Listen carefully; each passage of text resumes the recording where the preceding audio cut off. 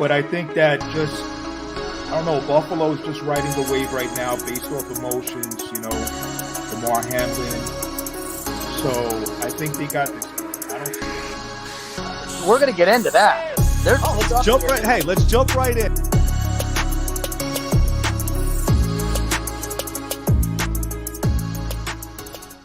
And what's going on, everybody? Tuesday night, we are on the hook once again. Title tonight, Super Bowl Swiftie 8. Yep, that's right. Super Bowl Swiftie 8. Russell Rupaha, what's going on, buddy? How are you, pal? I'm doing great. Jordan, what's up, man? You're healthy now? Yes, sir. Doing good. Looking good, kid. Looking good. Smitty, bro, what's going on? Salutations. Much love to all our audience that tune in, subscribe, and follow us. Just want to take the time out we call this on the hook, the youth movement. I want to give a shout out to my boy's son, who's 17 years old. He's training to box out of Galt, California. That's in Sacramento County. Cameron Ortega. He represents Guerrero's boxing gym. They are related to Robert Guerrero, who fought Floyd Mayweather back in May of 2013. He's doing big things out there, positive movement for the youth. So much props to him. Best of luck. And don't forget about the hook, baby. Maybe one day we'll have him on the hook and interview him. So yeah, we'll get him on.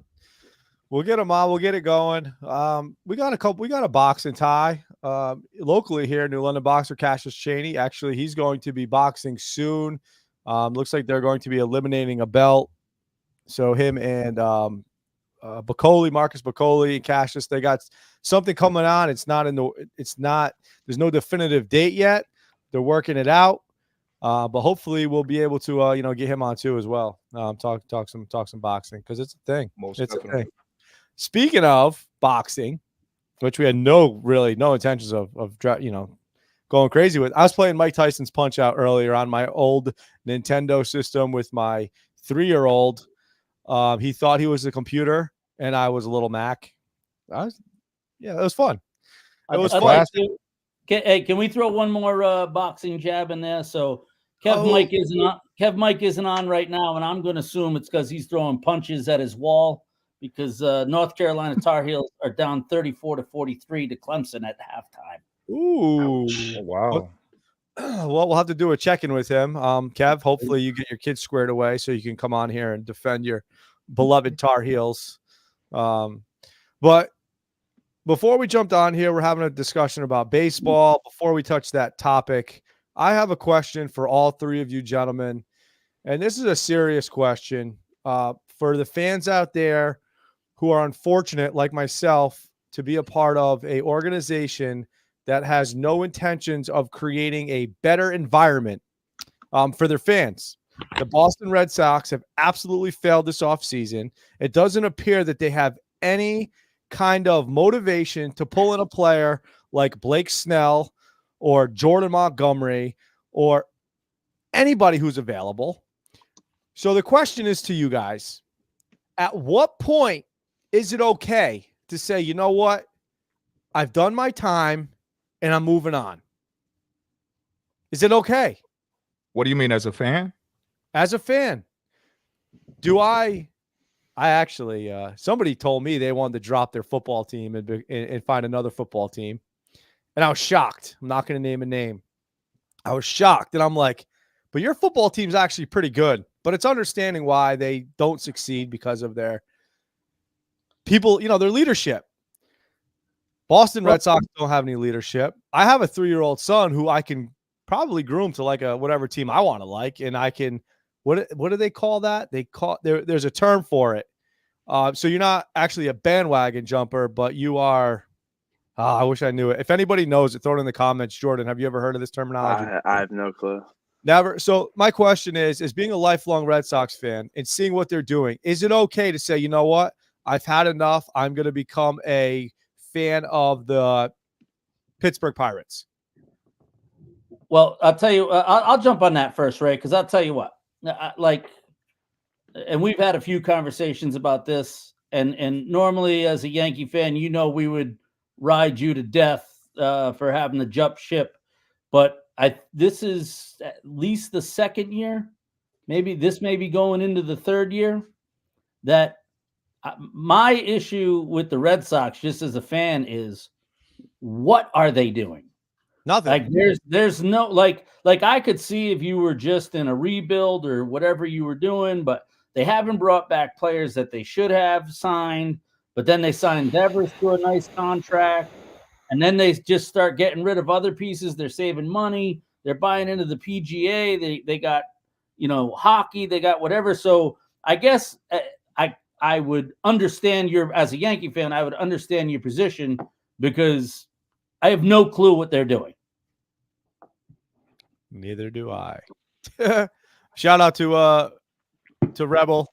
He said they're on the FJB Build Back Better plan.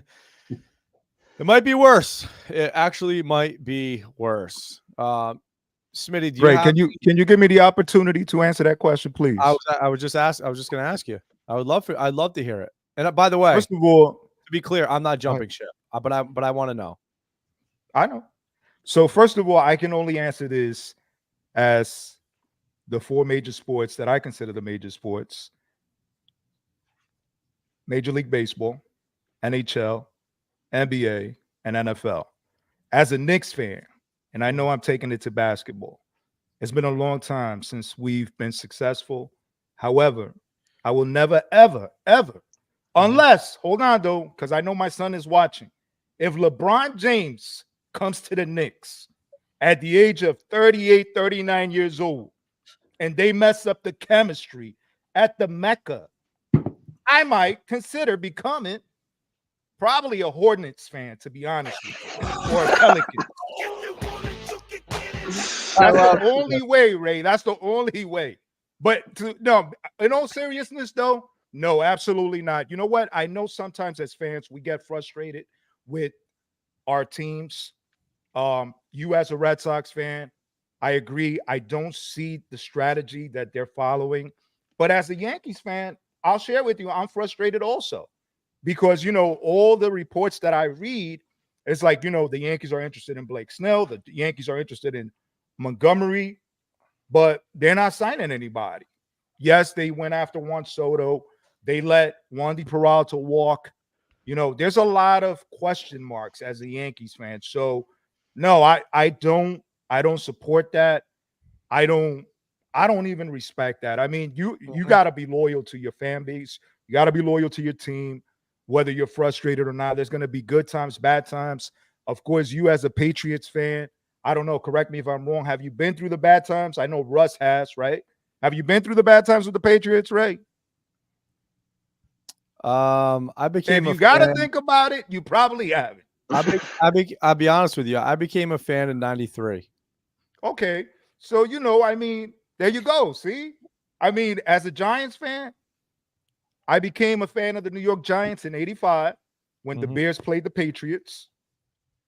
And after that, I just became a Giants fan.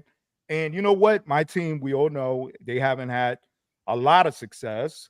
But you know what? I'm not going to quit being a Giants fan. So my answer to your question is no, absolutely not. Do not jump ship. I don't know what that term is called. I don't know. Fair weather fan, maybe. I don't know what you're looking for. Bandwagon. I don't know. Bandwagon? Yeah, well, I mean, that's essentially when you jump from one to the next.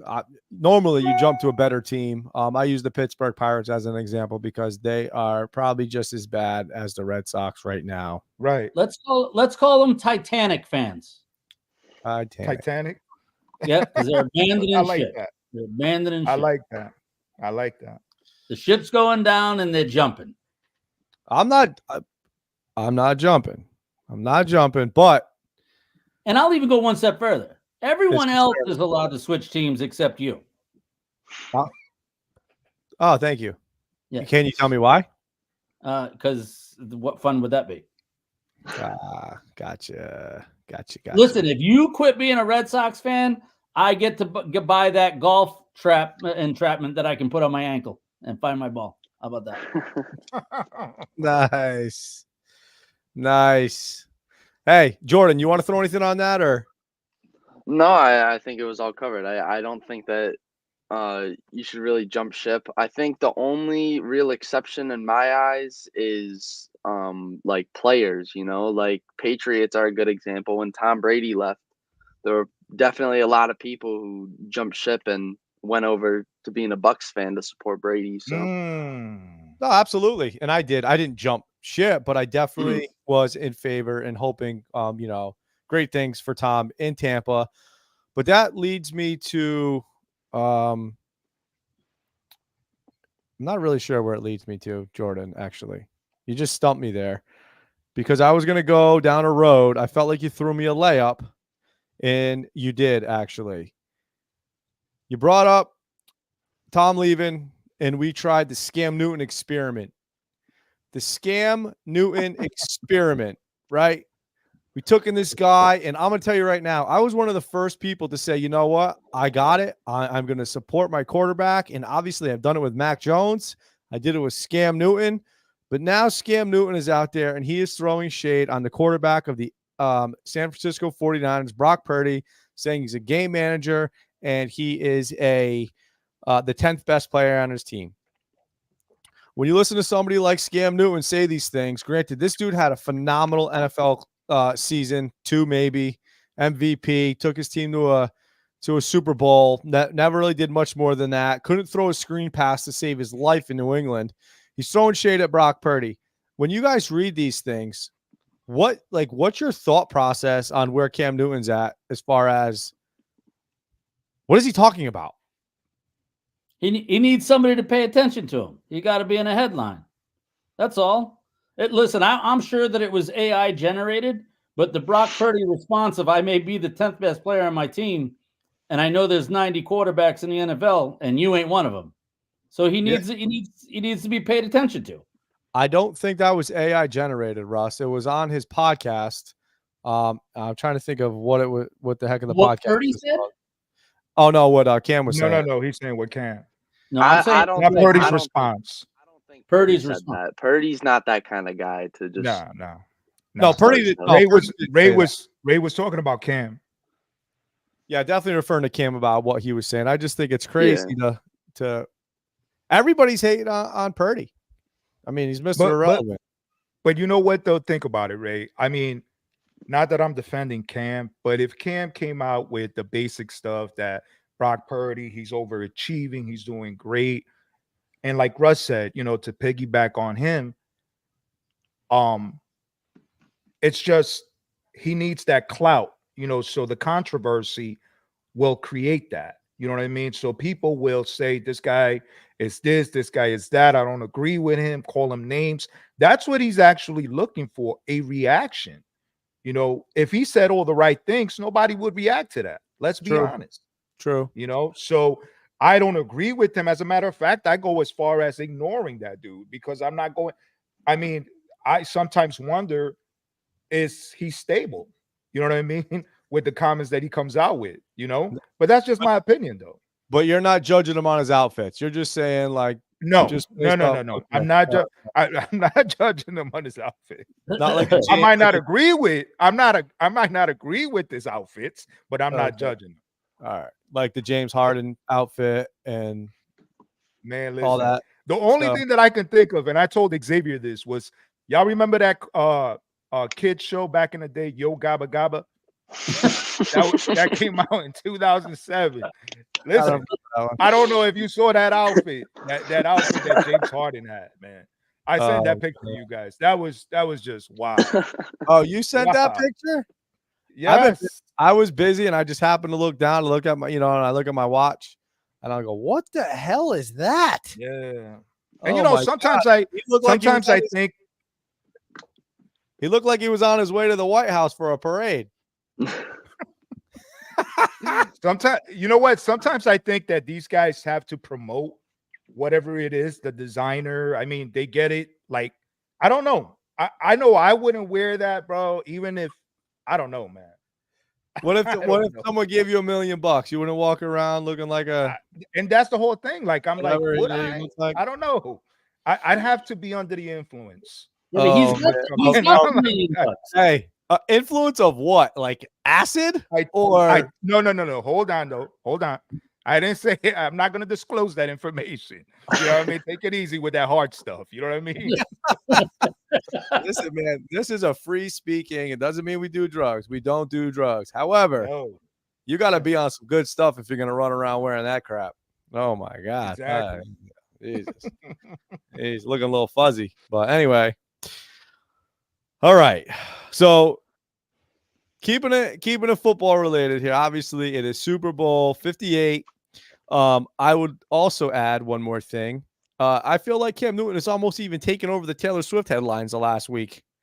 Because Cam's been all over the internet, at least some of the sites that I've been watching with these comments, and a lot of people keep reposting. Obviously, the big thing last night, we had the Grammys. I don't know if anybody watched that. We don't have to really get into that too much, but that was kind of interesting. Taylor Swift album of the year. Somebody wasn't happy about it, but it is what it is. We'll, throw up the HOV right there. It is what it is. And there was an arrest. Did you see that? I did. Killer Mike got arrested? Yeah, because he robbed all something? those people of 3 Grammys. He shouldn't have won a single one of them. That Yo, was terrible. that's freaking great, Jordan. Thank He you. won album of the year with 40 million streams, and the other nominees, the lowest one was like 500 million, and the highest one was 4.9 billion, and he won the Grammy over that. It was ridiculous. Oh my. I'm glad I brought this up, to be honest with you, because you killed it. I'm surprised the NFL didn't repost Taylor Swift winning her Grammy. You're right. You're right. We should probably tag him and send it to him in a message. Yeah. Send it over. Some other news that happened. Pat Mahomes Sr. with his third hat trick. DUI hat trick. So now the conversation is, who's the GOAT of the family? Pat Mahomes Sr. or Jackson Mahomes? I know where Jackson gets it from. He must get it from his dad. I don't know. But anyway, talk about bad timing for Patrick Mahomes, huh? Awful timing? Yes, Yep. no? Probably not the headline he wanted. I'm just confused on how your kid's, almost a billionaire, and you can't get a ride. You can't get an Uber. Oh man. You already spent 41 days in jail for your second one. Oh man. Yeah, definitely disturbing, definitely disappointing. But that obviously jumped on the headlines.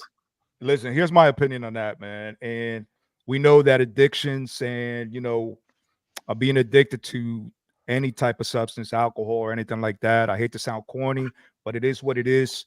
I mean, a lot of times, we have family members. They have family members that you can't control what they're up to. You know what I mean? No matter how much money you got. And I'll be honest with you on that, especially, Ray, Russ, we've seen that. Mm-hmm. We've seen that, So, I mean, listen, I hope that man gets some help that he needs. Mm-hmm. The good thing about it is that his son is being successful. And that's where I stand with that.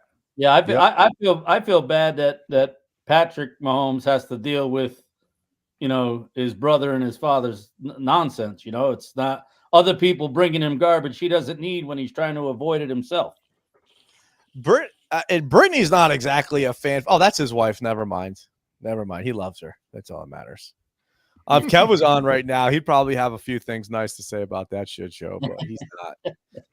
He might jump on. Kev Mike might be on. We'll see. We'll see if we can get through this.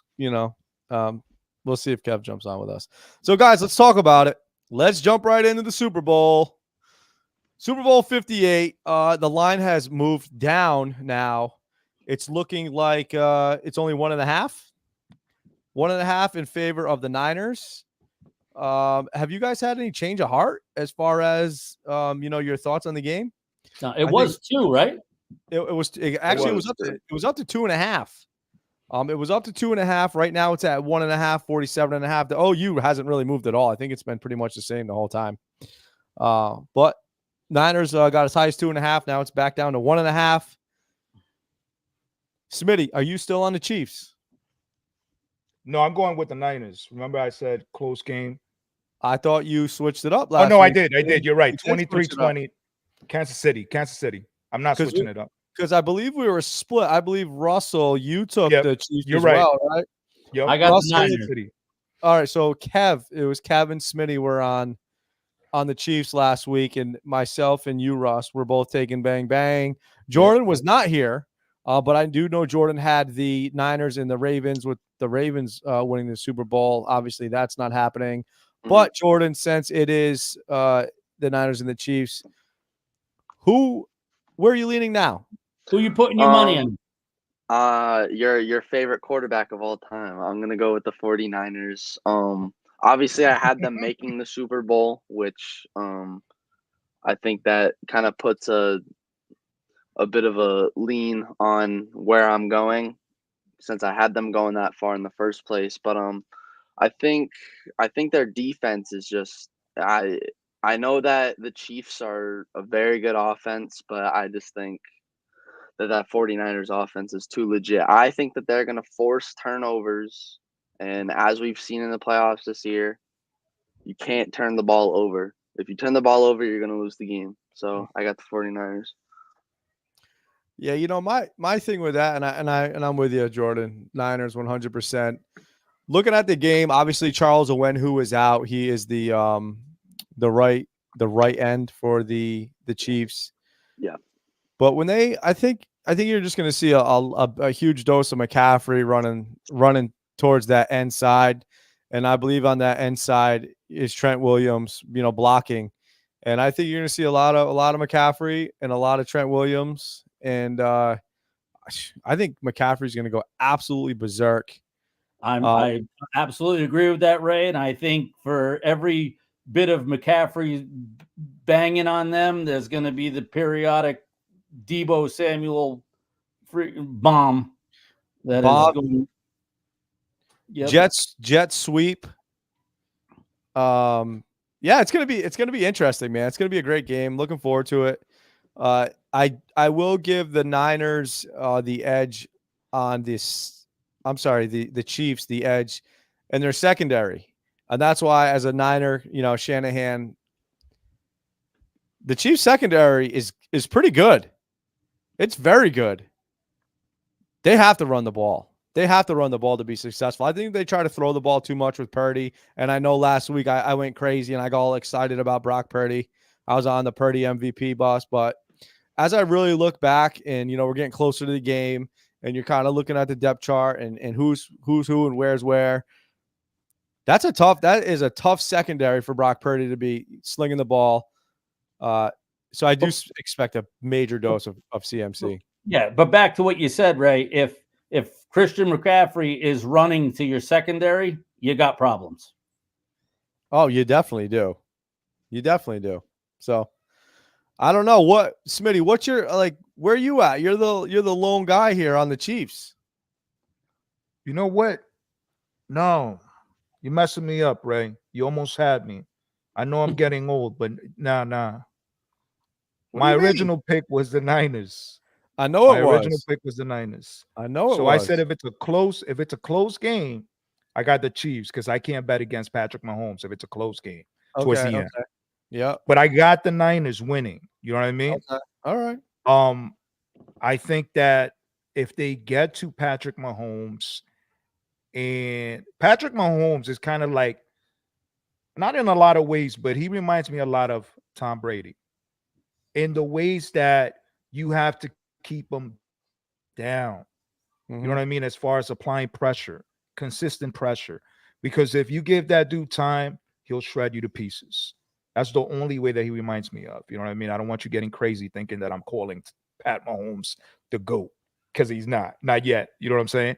But if the game is close, I'll give it to Pat Mahomes. That's going to be the difference maker, in my opinion. Yeah, we'll see what happens. Hopefully it's a good game.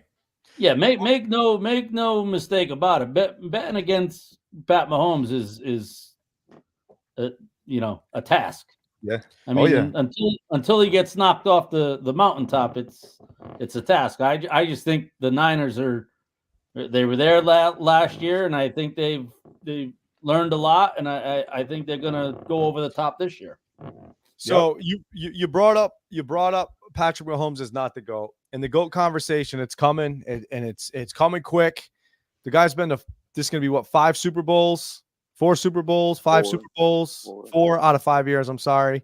Obviously he's already won 2.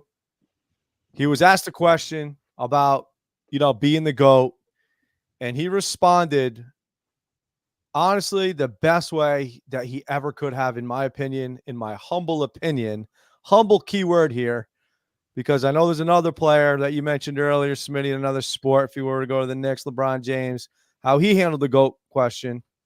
Did you guys hear how Mahomes handled the GOAT question? Yes. Perfect. Smitty? I did not. Ross, tell him about it.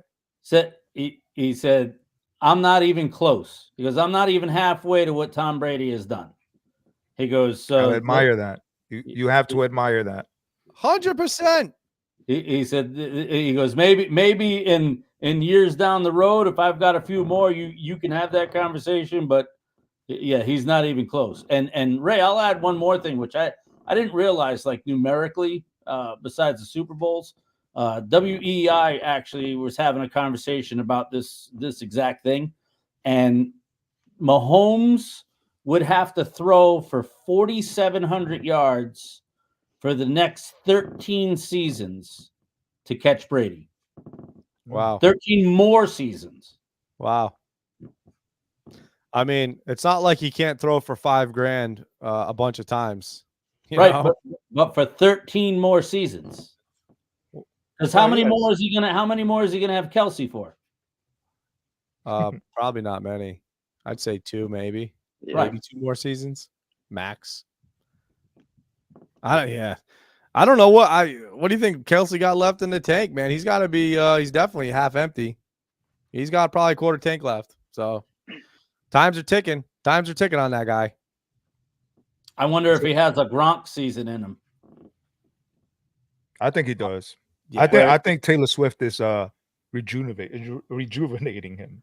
But I mean where he kind of doesn't play most of the season, and then comes could be when they're gonna make a run.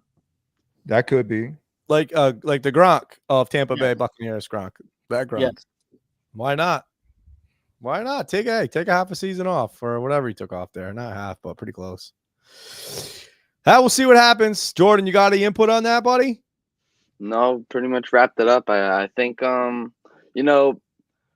is still only 28. It's not like he's getting old. Obviously football old maybe, but I think that Brady just accomplished so much that it's hard to compare anyone to him. But I do like how Mahomes gave Tom Brady his credit. Hey, Ray, I guess ahead. one more thing to add on to that with the difficulty for Mahomes in overtaking Brady is going to be the longevity. Like that's there was some space between Tom's Super Bowls. You know what I mean? And to survive that long, and want to play that long, and to keep your body right for that many years. That's right. I mean, look, Jason Kelsey, why is he looking at hanging it up? It tells you my body's just breaking down. So I think longevity could play a big role in that too. And Mahomes has dealt with quite a few injuries. He's gotten his ankles like beaten up all the time, So I mean, obviously we know what Tom Brady was about, with his health and taking care of his body and everything else. But when you look at Patrick Mahomes right here, does that look like he's going to play till he's 43 years old? Listen, this dude is 28 years old, and I'm not really, saying anything bad about him. The guy's an unbelievable athlete, obviously. But I'm not so sure Tom Brady was looking like that at that age. You know what I mean? So, Brady may look better than that now. Dude, listen, dad bods are in, bro. Patrick Mahomes said dad bods are in, and obviously he has to at this point. But Yeah, that's pretty wild. That's pretty wild. So, and he definitely was mad about that picture. You saw his comments on there. Why they got to do me dirty like that? I mean, hey, bro, it's you. It's you. You're You doing yourself dirty. listen. Look at but look at Tyson Fury, right? You look at Tyson Fury in the boxing ring, and when he fought Deontay Wilder, you're like, Deontay Wilder is going to absolutely destroy this overweight, dude, and Wilder's just ripped up out of his mind. Yeah, you can't. Obviously, we can't judge a book by the cover, but thinking health wise and longevity, I don't know, man. He might want to give Ichiro a phone call or a text message and ask him how he did it, or a call, or give Tom a call. I'm sure Tom would, gladly help him out. So, whew, oh man, football, man, it's coming Sunday. Can't come quick enough. What'd you guys think of the Pro Bowl skills challenge, all that stuff? You guys get a chance to watch any of it? All that Nah. they ruined it. They ruined it. Why? I watched the highlights. I think it was fun when they actually played football. I think the best times were like the years that like Sean Taylor was in the Pro Bowl because they actually played. Like they actually played. I think he was game. one of the major reasons why they changed it to flag football. Probably because he did kill that quarterback. I forgot who it was, but he laid that dude out. But like the thing is though is that the Pro Bowl, like it's supposed to be a football game. It's supposed to be the All-Star game. You see the MLB, like although they have their fun, like they still play baseball. You look at the NBA, they don't play basketball. That's why I don't like the All-Star game as much. They're over here throwing 360 windmill East Bay alley oops and trying to pull off all these tricks while there's like no refs there. It's pathetic. Yeah. And you know what? I agree with you 100%, Jordan. I agree with you 100%. But now we're like fans, right? So we appreciate the games, right? Like you said, baseball, basketball, when they play. But what about those individuals that actually appreciate the entertainment, that don't care how much they have to pay to go watch these games live for the entertainment? They want to see these teams score 160 points. A player in the NBA put up 70 points. That we've never seen it. It happens every day now. You know what I mean? And there's people talking about it, social media. Oh my God, look what this player did. Nobody's playing defense. You know what I mean? And like you said, football used to be football. Nowadays, it's like, it is what it is. It's entertainment. You know what I mean? And it's unfortunate. In my opinion, that's unfortunate. And Smitty, I think another part of what you're saying about the people that pay the money there too is that it's one more opportunity for them to see a star. So it's to get that autograph. Well, we got to give it to baseball. Baseball is the only pure all-star game going right now. The flag football, the beach football, what a disappointment for Patriot fans. Obviously, we lost Robert Edwards' career-ending knee. That was terrible because he definitely he could have had a promising career. But now we have a number 3 draft pick in the NFL, and where are we going to go? I don't know. So, yeah, Pro Bowl sucks. Super Bowl does not. Anybody have any big plans for the Super Bowl? I'm gonna sit on my couch and have my youngest son wait on me all afternoon. Oh boy, nice. Any response to that? Probably gonna happen. Probably gonna happen. I love it. That's a good man right there. I'll be texting him all game every time Taylor Swift gets on there. Oh man, there you go. So when I did the live stream 2 weeks ago with Nodder and Scott, we did keep the counter on there on the screen. I don't believe that they showed Taylor Swift more than 7 times. They did not show Taylor Swift more than 7 times during the game, which was definitely a shocker. Super Bowl, I think we're in for a big number because of the amount of viewers that it's going to have. I bet you she's in 5 commercials. I thought the Grammys was going to be like a WWE event, and I thought Travis Kelce, when she won a Grammy, when she broke the record, was gonna like come out ripping his shirt off or something to give her the award. I was let down by that. I was let down. She broke the record for most albums of the year. Yeah, something like that. Okay. I think something like that. She also won her 13th Grammy. Okay. I think that was what got her a record. But I the thought funny thing Beyonce's is, got like 32. I thought. maybe I'm not sure. I don't know. pay attention to Taylor Swift. She doesn't deserve my time. But Whoa. whoa. Super Bowl Swiftie Hey, 8. hey, welcome, Randy. Randy has a question. Who is an underrated player that will do well in the Super Bowl? I don't necessarily think this guy's underrated. He's been balling out recently, but Rashee Rice definitely a guy to look for. That's the wide receiver, right? Number 4. Yeah, from KC. KC. They obviously don't have a lot of offensive weapons outside of Kelsey and Pacheco. And Pacheco's not Right. really that much of a receiving back, so I could expect Rashee Rice to have a big game. Who's the running back that KC's bringing back for the Super Bowl? Jerick McKinnon. Did he come off IR? Yeah, yeah. Oh, okay. Yeah. Is that your pick, Russ? I mean, yeah. I know Pacheco has been battling. I believe it's a groin injury. I was looking at the injury report, and he's still on there, but I believe he is going to play. Smitty, so it'll be interesting what they do. Oh, you know what? I'm sorry. So McKinnon was cleared to practice, but he's not looking good for the Super Bowl, so he might not be there. Is it Clyde Edwards-Helaire, Ross, that you Clyde were Edwards-Helaire would be the backup. I don't know. No. It was whoever's missed the last 4 games. That was probably McKinnon. Yeah, that was McKinnon. As of 4 hours ago, it's not looking good for him. Huh.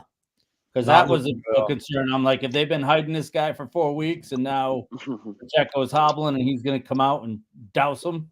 Oh, it must be Kadarius Toney. Play that background. Play that background. Right? Oh my! That background. The other one. Did you hear him say that he thinks that he's the #1 receiver in the league when he gets the ball? Oh my God! Yeah, he was. I think he leads the league in drops, and he only played like 8 games. That's Cam Newton's bestie right there. Oh my God! They'd go crazy in the Pro Bowl flag football game, dude. What'd you say, Russ? They're not even bringing him, are they? No, I don't think they are. Kadarius? Yeah, I don't think they are. I don't think he's playing. I don't think he's active on a roster. I mean, would it be is Isaiah Pacheco too obvious of a good player to be an underrated player that will do well in the Super Bowl? Probably. Yeah. But at the same time, I think Rashee Rice would also fit in that category. Rashee Rice has been balling out this year. I don't think he got 1,000 yards, but I also don't doubt that he did. Rashee Rice was 62 yards short of 1,000. Kelsey was 16 yards short of 1,000. Bums. Yeah, right. But honestly, Rashee Rice, I mean, Pacheco didn't hit 1,000 yards rushing for the season either. Yeah. You know, so it's kind of like they're pretty much in very similar categories as far as production for the year. I mean, I think Isaiah Pacheco might be the biggest difference maker for the Chiefs based on, he broke up this year, and I think he still has a lot left in the tank, and he's got some stuff to prove, and he's an angry man with that ball in his hands. So I guess he's not underrated, but he's not like not an obvious pick. He's not a talked about superstar, like Debo and McCaffrey and Kittle and Kelsey, and you know what I mean? He's not like a household name.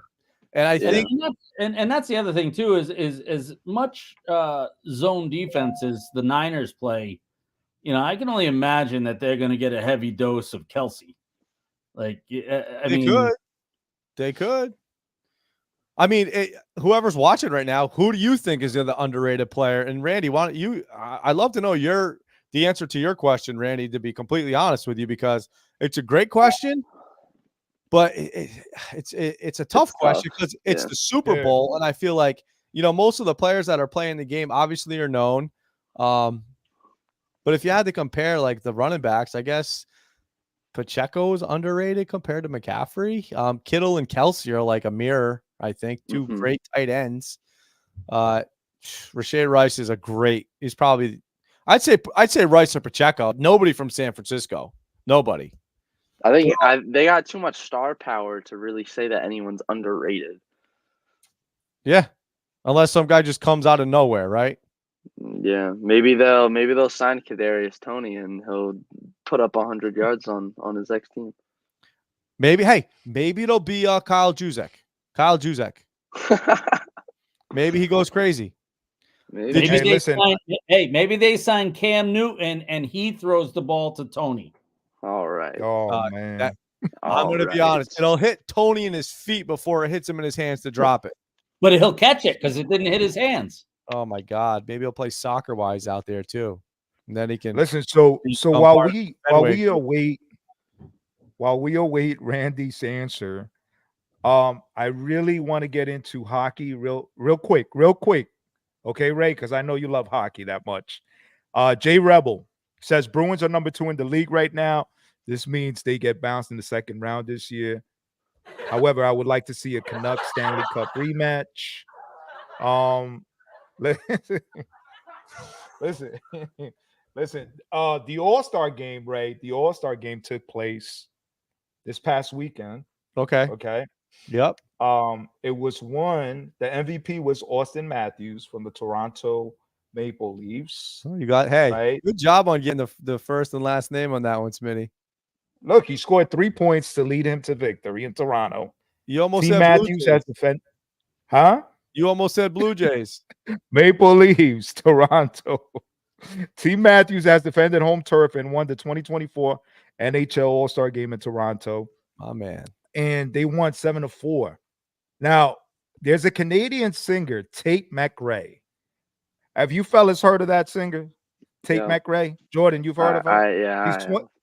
She's 20 years old, and there are some people out there saying that her performance in Toronto will be better than the performance that is scheduled for the Super Bowl this Sunday, that I believe Usher is in it, right? Reba McEntire. Russ, I know you're excited about Reba McEntire. Listen, the very, very. Right? So what do you guys think about that? Jordan, what do you think about that now that I know you know Tate McRae? You've heard of her. I mean, it's kind of hard to really do that. There's two completely different atmospheres. If you look at a football stadium compared to a hockey stadium, the size difference, all that. It's also an all-star game compared to the league championship. So, I didn't watch the performance. I don't really listen to Tate McRae. I only really know her off social media. But I also don't listen to Usher too much. Obviously, I know that he's a very famous guy, and I'm sure that a lot of people are gonna want to tune into him. But I don't know. It's tough to say. So, Smitty, I know this is going to tug on your heartstrings too, but legendary Toby Keith passed away. Yes, I know, man. Yes. Yeah. Rest in peace, Toby Keith. Yeah. Absolutely. Yeah, that's a tough Ray, one. What you got? Stomach cancer. USHERAAYM. Oh wow! Let me find out. Find out you're a huge Usher fan. Let me tell you something about Usher Raymond. Okay. He is gonna tell him your confessions. Tell him your confessions, Ray. OMG. OMG. Listen, he's gonna light that stadium on fire. And you know what? I hope he thinks of you, Smitty. Okay. I hope he thinks of you when he does, because you got it bad. All right. There's no limit on this one. Now, let me ask you guys this. Wouldn't it be something if Taylor Swift came out in the stage as a guest appearance? Listen, I'd turn it off. I wouldn't That- mind seeing Usher Who slide would on the turn it off? stage. Why? Why would you I turn would it turn it off? off. She's the most Why would you popular turn it woman It's off? in the the world, same bro. music every song. It's, oh, I had this country boy that I fell in love with, but then he broke my heart, and now I'm dating this football star. Like, I don't care. But somebody Smitty, cares. I'm telling you, that's why I thought it was going to be the Chiefs and Detroit, because it was going to be Eminem and Taylor Swift. Yeah. Oh my god. Yeah. They While ruined it. while we're on the topic of artists and sports worlds, I don't know if this is true, but I did see something like all over social media. I saw something about Justin Bieber getting like private tryouts by NHL teams because he was a big time hockey star before his music career took off. I did I read a just thought I report just about thought I that. would I point don't that know out. how I think that'd be nice. That's how what- much truth that report has behind it, but I did read a report about hockey when I was researching this hockey article. I did see his name and I just went ahead and turned the page. So that's on me. When I read Justin Bieber, I feel about Justin Bieber how you feel about Taylor Swift. Got it. Same.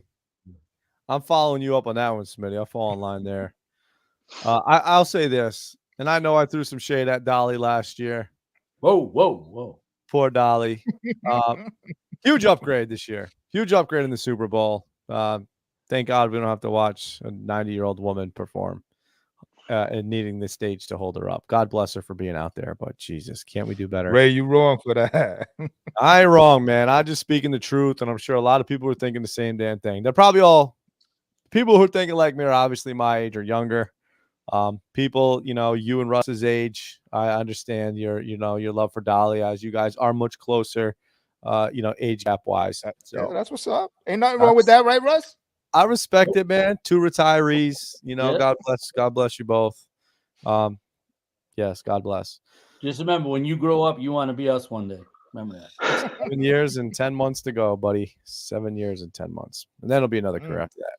But I seen Joe. What's up, Joe? What's going on? He likes Noah Gray anytime touchdown. Get it. I wonder what the odds are on that. Because it's not a bad one. I'm looking at some of the prop bets here going into the Super Bowl, and MVP, Mahomes obviously is the favorite for the MVP. He's looking at plus 125. Brock Purdy plus 225. CMC Music Factory is at plus 475. Now here's where the gap kind of jumps up for the odds. Kelsey plus 1,200. Debo plus 2,000.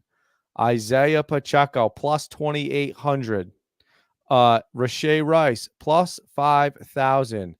Brandon Ayuk plus 6,000. Kittle plus 6,000. And Nick Bosa plus 7,500. And then it just goes up more and more and more. I mean, if you were to throw a bet, right? Where would you lean on this one?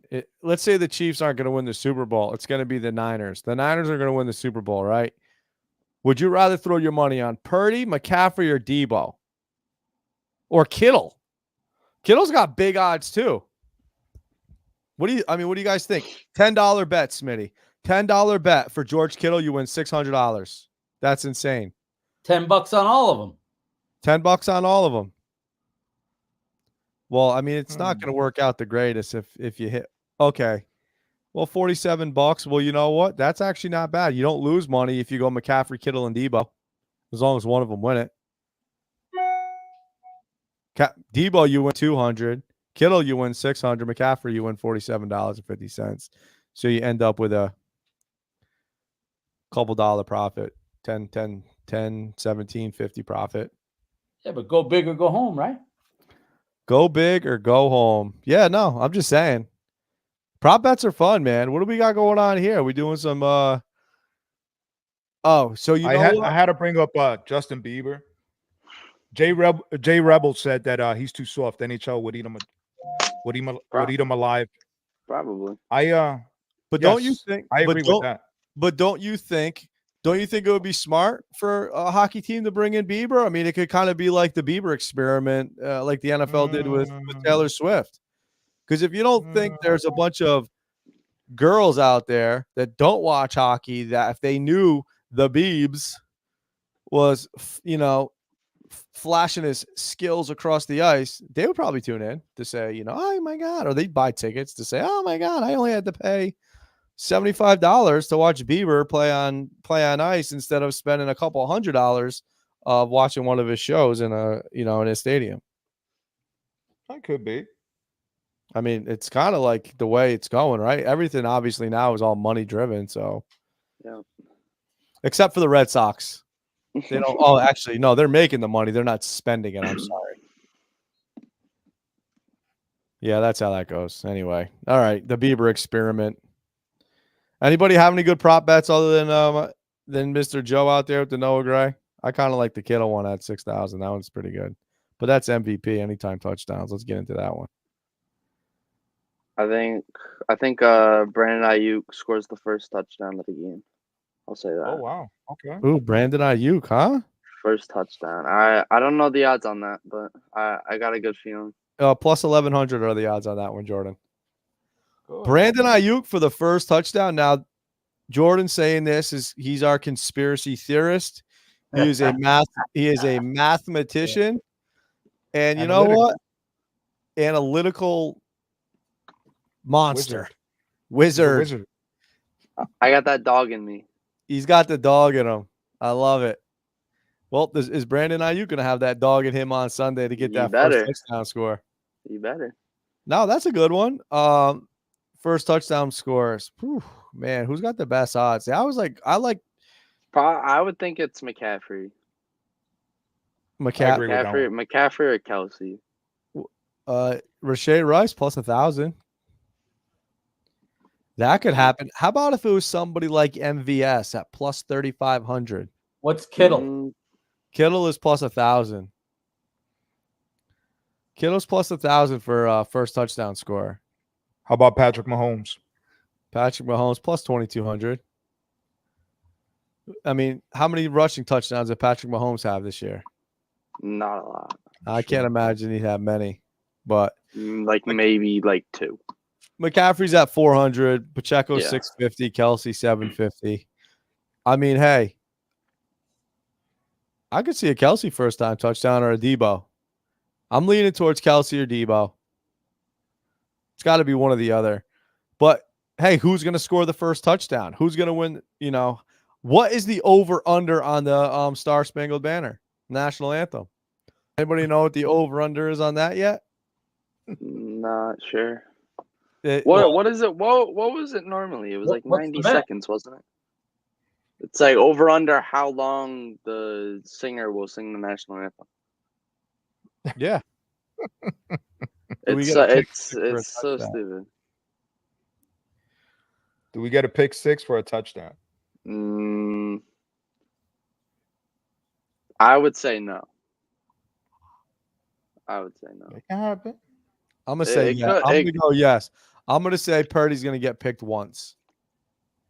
Ladarius Sneed's gonna take one to the house. Oh wow. Okay. Oh, whoa. I like that. Randy, did you ever answer that question? Who is an underrated player that will do well in the Super Bowl? Hopefully we answered it properly.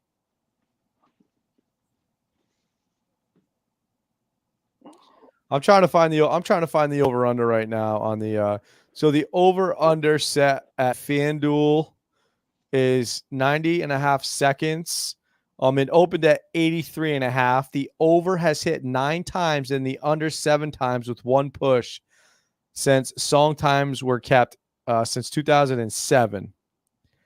The length of the anthem is one of the signature moments of the broadcast, thanks to the late Whitney Houston. Who sang the national anthem last year?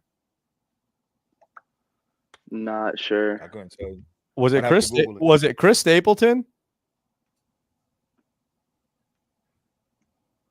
Who's singing the national anthem this year? Also not sure. Should be Dolly Parton. Oh my God. Hopefully her dentures don't fall out. Who cares if they do? As long as it doesn't affect the, her completion. I mean, it's fine. I think it. Oh, From what I'm seeing, it's Reba. it is Reba. What? What? Last year Oh was my! Chris Stapleton. You were right. It was Chris Stapleton. So Minnie, did you hear that? Hold on. What's Did you that? hear that? Yeah, Reba. Did you hear that?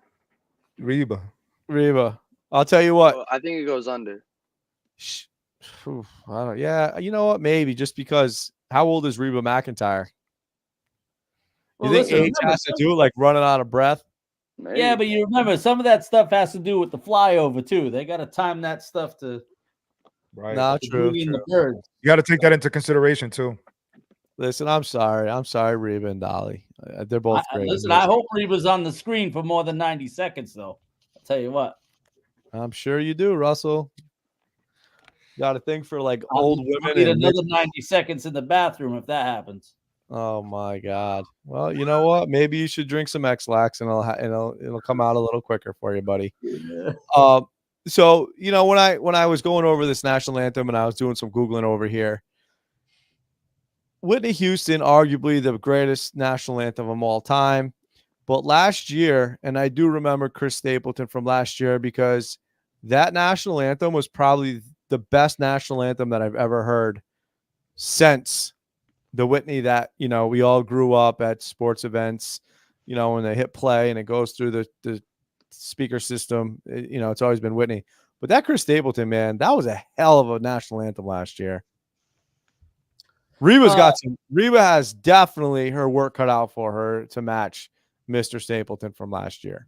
Ray, we've been talking about the Super Bowl here, and I appreciate the national anthem, but Randy just asked a phenomenal question.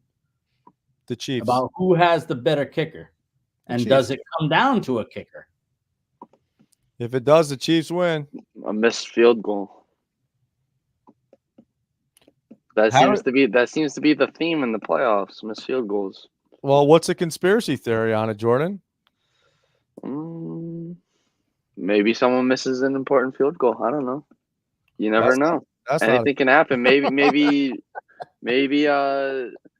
Roger Goodell accidentally slips on his controller and pushes the ball wide left.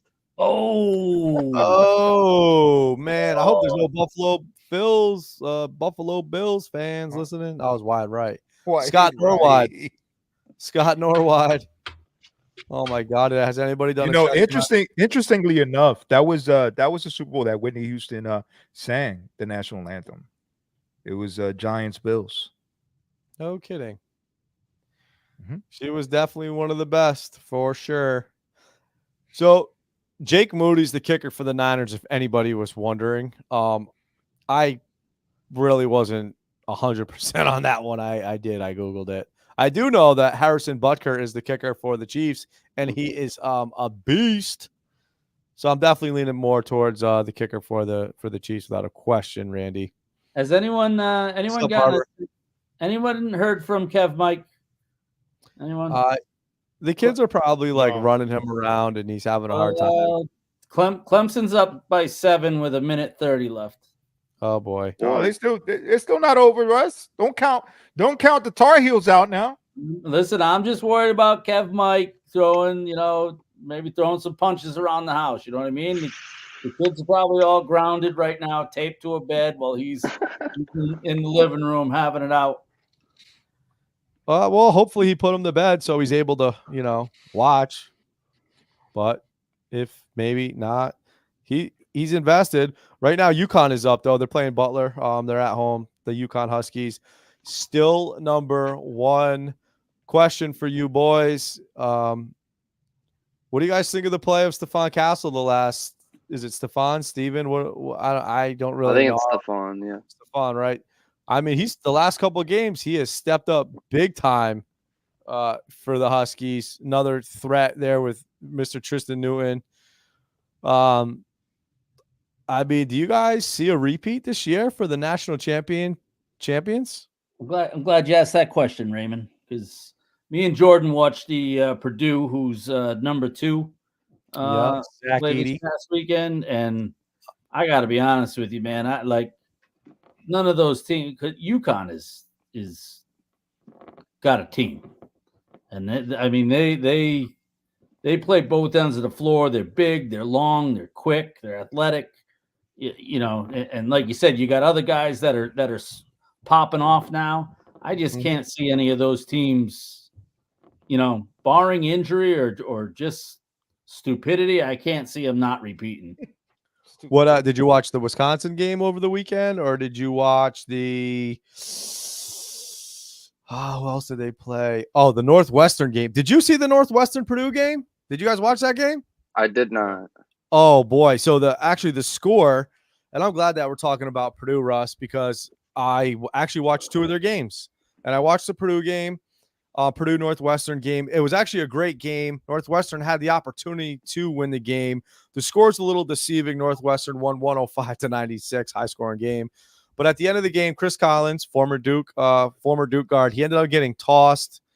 It was probably one of the most classic ejections that I've ever seen.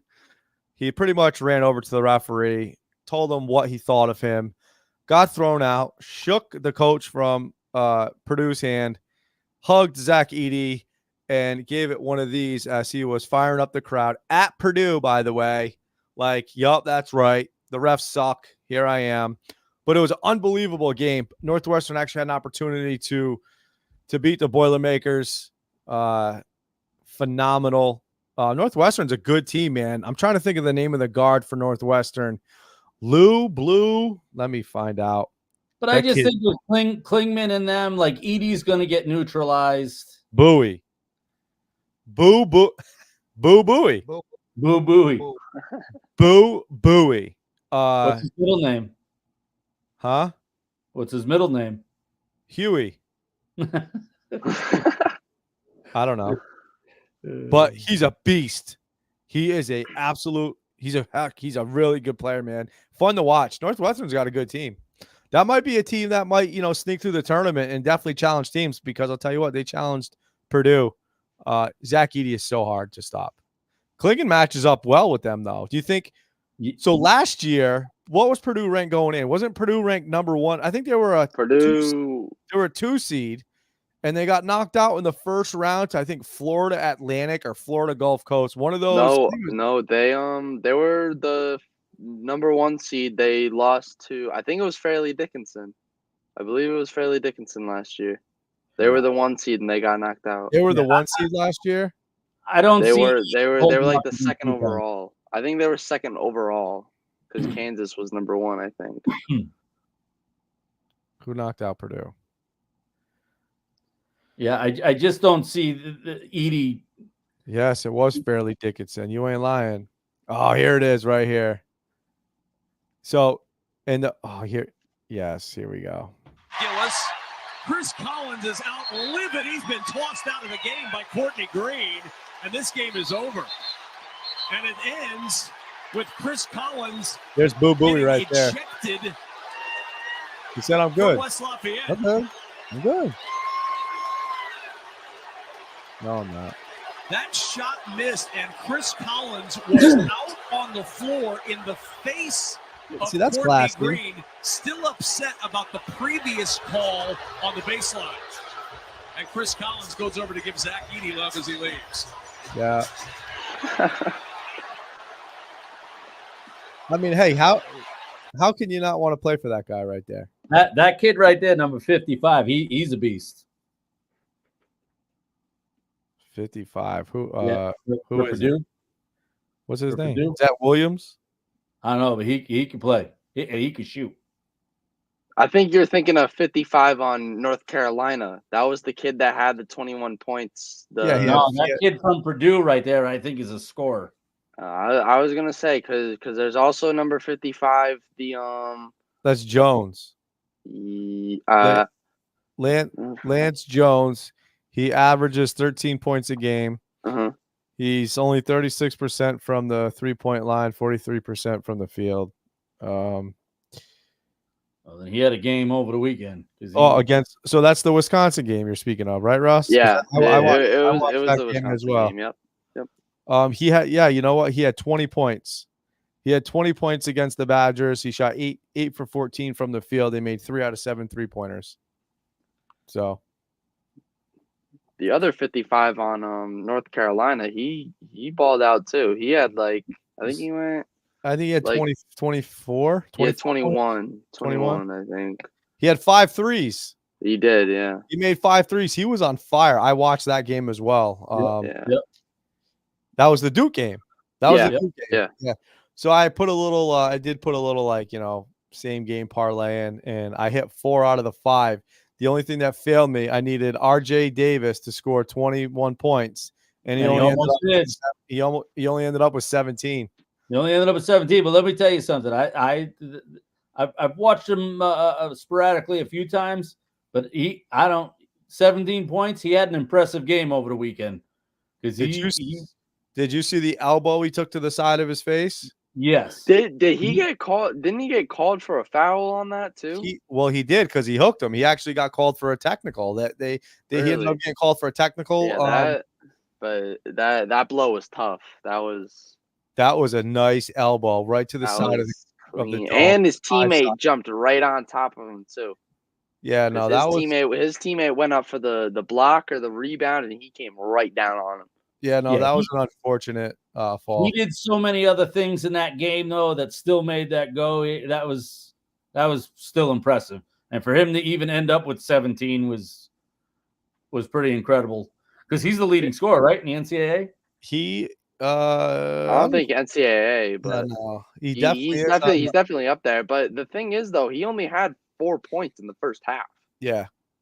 Well, I think he had 5? I think he was 5 for 6 from the line in the last 2 minutes of the game. So he was able to pad his stats a little bit, or his points total at least. That's probably what you're thinking of. He leads the NCAA in free throw percentage with 92%. I think it was. That was heading into the game. Oh, yeah, Kev Mike. Kev Mike. But looking at UConn being as good as they are, and obviously we're gonna, talk about who's the national player of the year. UConn doesn't have anybody to mention because they're just an all-around, complete, good, well-coached basketball team. But talk about RJ Davis from North Carolina and Zach Edey from Purdue. I think it's pretty much going to be a toss-up, for one of those guys who will be the player of the year. Jordan, RJ Davis passed Michael Jordan on UNC all-time scoring list. He actually is. So is he? Who's the leading scorer for North Carolina? I don't think it was Jordan. Is it? Who's the leading scorer? Kev, who's the all-time leading scorer? Because I think RJ Davis is probably going to end up holding that record after the completion of this year. Jordan, James Worthy. Kev's on board with watching your Tennessee. Yeah, I saw that those Tennessee boys. Yeah, Jordan was on it all weekend saying how I've been on them for a good amount of time. I think they have the best transfer of the year. What's his name? I think his first name is Dalton. Dalton Connect. That kid is filthy. They got a full team. Yeah, they got so much talent on that roster, and the thing is that they can be coached. The thing is though, and this is probably the perfect example for me. If you look at the games from this weekend, it was Tennessee versus Kentucky. Kentucky is a very good offensive team, but they don't get it done on defense. They really just don't. They have too many offensive threats. Reed Shepherd, Rob Dillingham, DJ Wagner, all those guys, they can score the ball, but when it comes to defense, I think Kentucky slacks a little bit. But when it comes to Tennessee, I think they're right up there as one of the top offenses in college basketball. And when it comes to defense, they lock it down. So they're definitely one of my picks for someone that could win a natty this year. I definitely am wrong about RJ Davis, by the way, being the all-time. He's not even close. We need an answer from Kev Mike on if his TV is safe right now. Oh my! I'm sure it's all fine. Kentucky's offensive is awful defensively. They don't figure it out. Well, Kentucky's a young team. I watched them play this weekend too. They lost, and I'm trying to think who I watched. Yeah, but the thing is that like in college basketball nowadays, every team is a young team. All the good teams are young teams. They breed these one and done kids, and then they just go to the league. Kentucky, Or they yeah, transfer. Kentucky, Or yeah, they Kentucky transfer. does. But if you look at a team like UConn, they're not a young team. Same thing last year. They weren't a young team. They And had that's why I they're do have number one. exactly. Yeah, no, I know, I and that's do why have it's a like. Go I ahead, have a Smith. question. I have a question. I was reading an article. I'm a St. John's fan. Rick Pitino, St. John's head coach. He Mm. suggested Thursday that college basketball conferences should adopt salary caps and replace letters of intent with 2-year contracts in an effort to, quote, preserve our great game, end of quote. What do you guys think about that? I like that. So that's basically saying that like kids are like they don't go one and done. They Right. yeah, I definitely like that. I think that's good for many reasons. It helps kids academically, it's not like they're going just to, I need to play college basketball in order to make the league. I also know that there has been a lot of talks recently in the past couple of years about kids getting drafted out of high school again, and I don't like that idea either. I think that there's always got to be a backup plan for these players. Only so many of them can go to the league, and even then, not a lot of them can stay in the league. They either end up going to the G League or they don't get their playing time and they go overseas. So I definitely like the idea of them staying in college for more than 1 year. Cool. I mean, that's how you kind of, that's how you create a legacy. You know what I mean? And going back and knowing like a lot of these great North Carolina teams, Duke teams, Connecticut teams, you knew the players because those were the guys that were there every single year. Last year's UConn team, I mean, they were an older team, but how many players were there for more than 2 years? You know what I mean?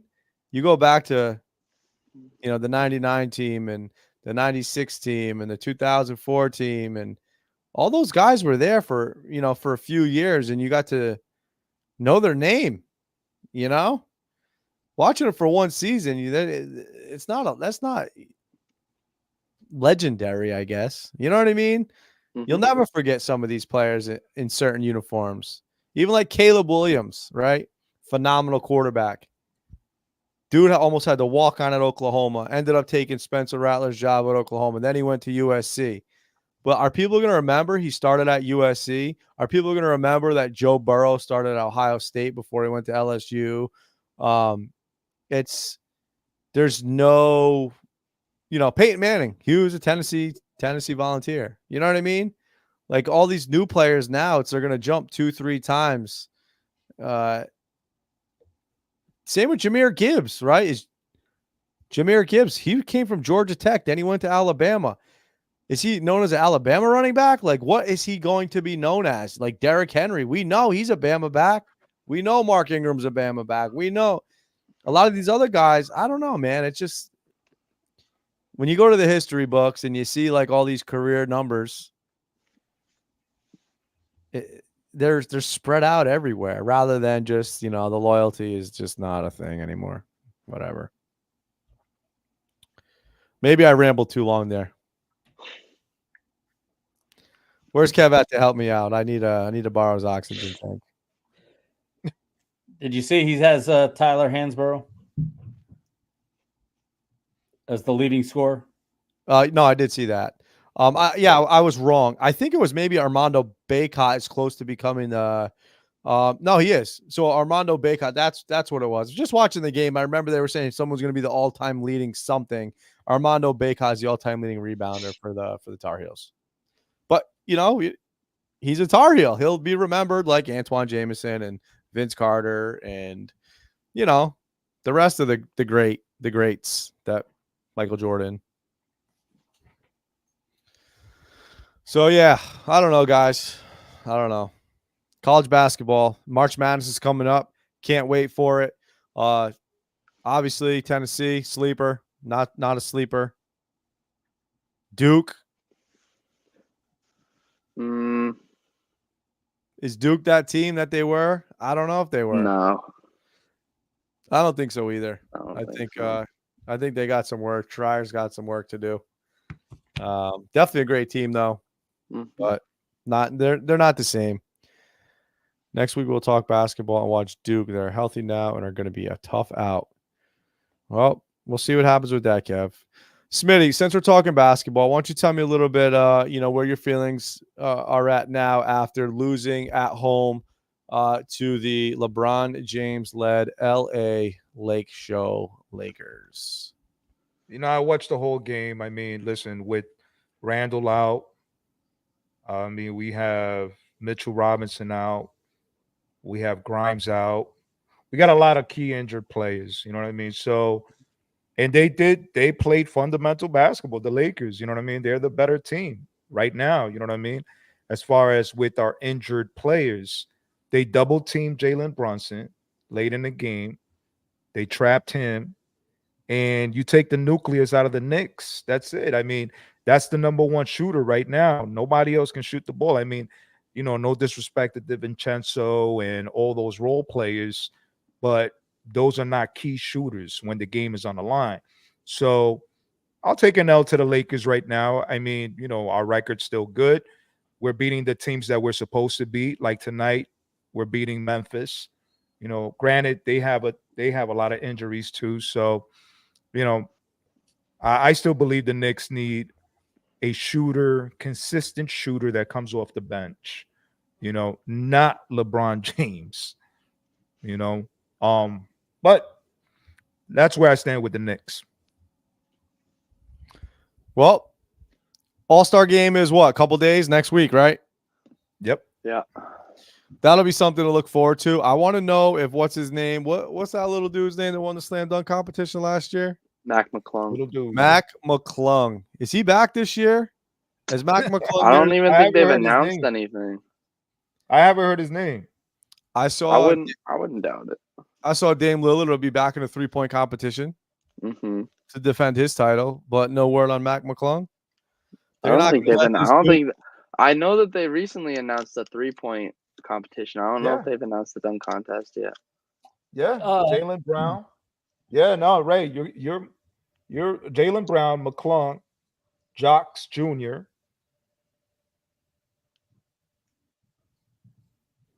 Oh no, Jalen Brown, Let Mac me check. McClung. Okay. Jamie Jocks Jr. of the Heat and Jacob Toppin of the Oh, Knicks. Jaime Jaquez. That's my guy. I Jaime forgot that he was going in the dunk Jaquez, that's how you contest. say his name? Yeah. Jaime Jaquez. That's it? Those four? Who's the other guy? Jacob Toppin.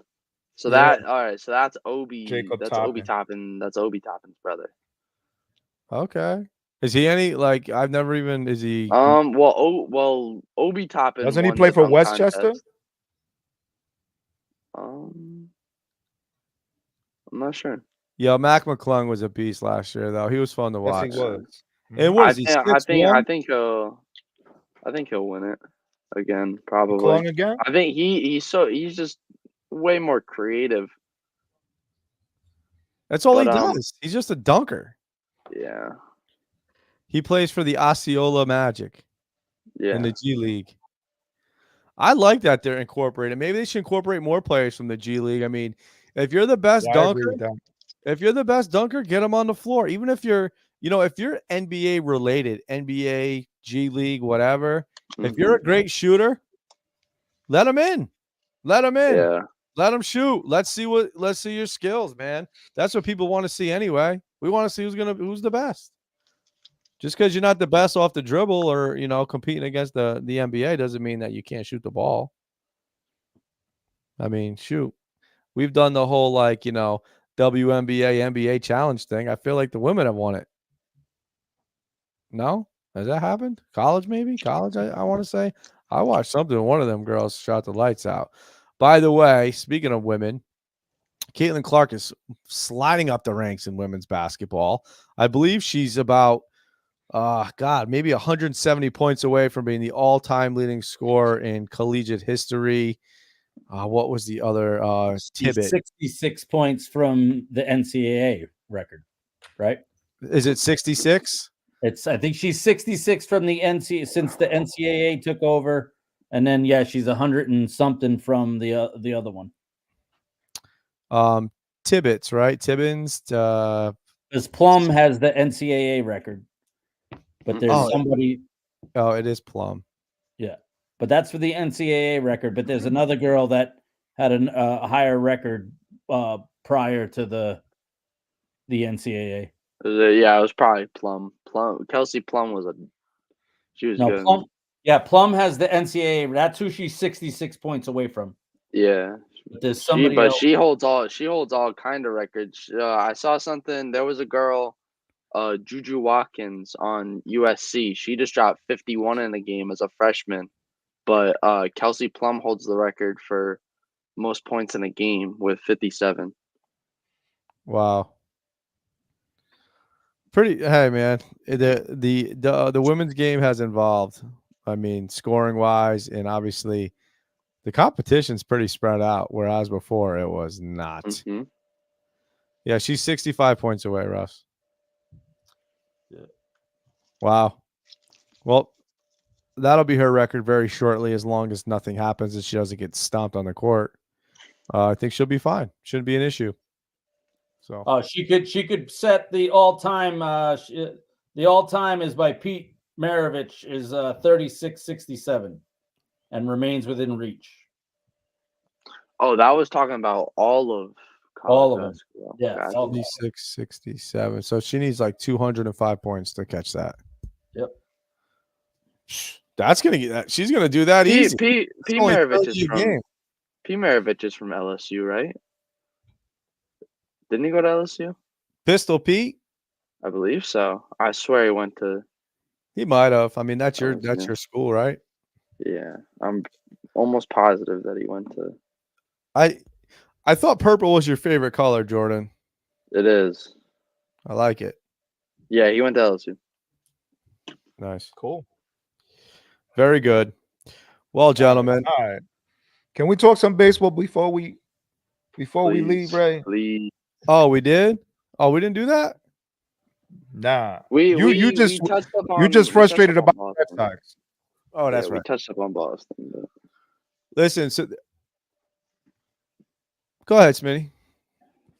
Right. So listen, there's been a lot of moves in baseball. Let's see. We got Astros sign Altuve to 5-year extension, reportedly worth $125 million. What do you guys think about that? I'd be banging a trash can if I had one. That's my second team right there. I mean, how old is Altuve? He's up there. 33 maybe. What do you guys think? What do you guys stand on that as far as the Astros signing him for 5 years extension?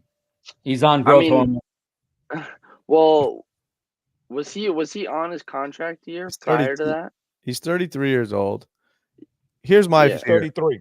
He's 33. Here's my fear. He is such a small man, and he swings very hard, right? How tall is Altuve? 5'7". 5'7", right? I didn't know they stack shit that high. So listen, going back and looking at an MVP and Dustin Pedroia, and being same stature, right? I think they're probably similar in height and aggressive in swing. That's a lot on your body to continue to do it. And obviously Pedroia wasn't able to, keep up those numbers. Pedroia was an animal, though. So Jordan, so was that Jose Altuve. Altuve is a beast. Yeah, but Pedroia would dive into a dugout to catch a foul ball. Correct. Altuve. So Jordan, to answer your question, he would have been eligible to test free agency after the 2024 campaign. The breakdown of his contract is $30 million, $25 million, $10 million. He also gets a $15 million signing bonus. Okay. With that contract.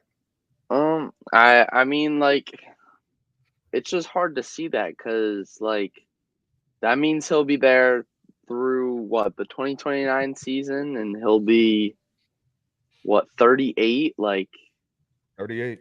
like, is he even gonna last that long? Like, you That's a know, good question. That's a good question. The answer is no, he's not. What he well, already what has he made in his career? Are they padding his money for what he's done for him? I mean, yeah, I mean that could be brought up. I mean, he has been, he's been an 8-time All-Star. a He cheater. won AL MVP in Shouldn't have. 2017. Shouldn't have. The drummer Right. on Should drummer not. on Should the not have can? won that. You're right. Man, you guys are Um, haters, bro. You guys are haters. For good reasons. I mean, I don't see any reasons. Nah. Yeah. And you know what? He's played his entire 13-year career with the Astros, and he's got 307, 364, 471 slash line with 2,047 hits, 209 homers, 747 ribbies, and 293 stolen bases over 1668 regular season games. He's also a 6-time Silver Slugger, 3-time batting champion, and 2-time World Series winner, and asterisks at the end of that sentence. And That's it. That's it. so Pedroia retired at the age of 35, I believe, or 37. So See, I thought he was younger than that. Altuve. So did I. But Pedroia's last 2 years were kind of meh. Correct. No, they were bad. Yeah, he was an animal. I think Ray is just comparing Pedroia and Altuve as far as the height is concerned. I don't think that those two can be compared as far as their play. I mean, Altuve's Altuve. You know what I mean? Whether we want to add that he cheated and all that good stuff, then that's up to the fans to discuss. That's I just always seen Pedroia like Trot Nixon. Like they were never going to be around that long because they run through a damn wall. Scrappy. Yeah, they were scrappy. Yeah, they gave how many home runs did Altuve hit? How many home runs does Altuve have? 199. 209. 209. The X Factor's yelling over there. Yo, what up, dude? Yo, what up, kid? Welcome, X. Yo, let's get out. Come on, man. Start getting them comments in there. Smitty's been waiting. So Altuve had, you said 209, right? Yes. Pedroia, career over, retired. And I'm just talking about swinging the bat hard. He only had 140 home runs. So, looking at it, because I'm just going to compare, they're both middle infielders, right? They're both midgets. Altuve, I feel like, has definitely swung the bat a lot more times than Pedroia has. And Pedroia retired at 37. This dude is signing on until he's 38 years old. In the last 2 years of Pedroia's career, he only played a total of 34 games.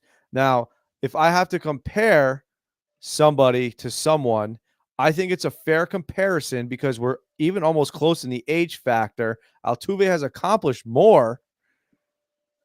I don't see him worth that amount of money, honestly. Well, I think to add on to that, Ray, too, is that like Altuve, just size-wise, can't afford to have really any fall off, or those numbers are going to plummet. You know what I mean?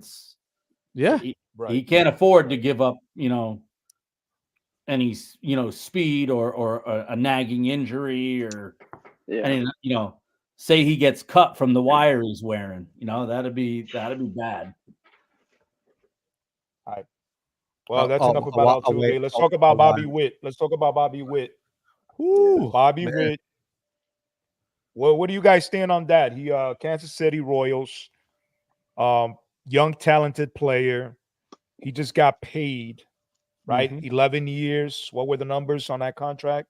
288.8 mil. I say well deserved. Where do you guys stand on that? What's your guys' take on that? I think he deserves money. He's a young player. He improved like crazy in like every single stat line from 2022. But his stat, they were impressive, but like I don't know if it's worth 288.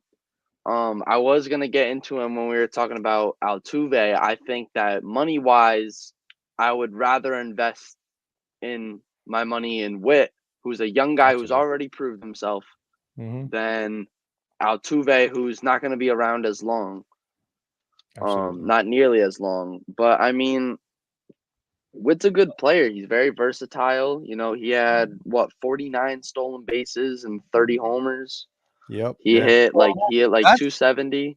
That's a key stat. That's a key stat right there because not many players in the league besides Acuna or the kid out of Seattle, Julio Rodriguez, Trey Turner. But I would add on to that too, as far as Kansas City's concerned. You know, like signing him now to that money and that length of contract, you know, versus you see where the contracts are headed. Right. You know, he puts together another couple seasons. What would they have to pay him in 2 or 3 more seasons? What would the market be then? Right. And you know what? I'm with Russ 100%. And that's the way I look at Kansas City Royals. The Kansas City Royals, in my opinion, they have this young kid. They have a farm system. They're going to build around him. They have a couple of veterans. Look at Baltimore, what they're doing over there. You know, they have those young kids. I mean, I don't know. I mean, in my opinion, on paper, I see Baltimore running away with the East. You know, that, and I'm a Yankees fan, but I just see Baltimore, the way they're moving aggressively. You know, they just got Burns as their one of the starting pitchers. And I think that's the way they're going now. You know, it's okay for Kansas City to be aggressive. Get that young player, sign him, and build around him.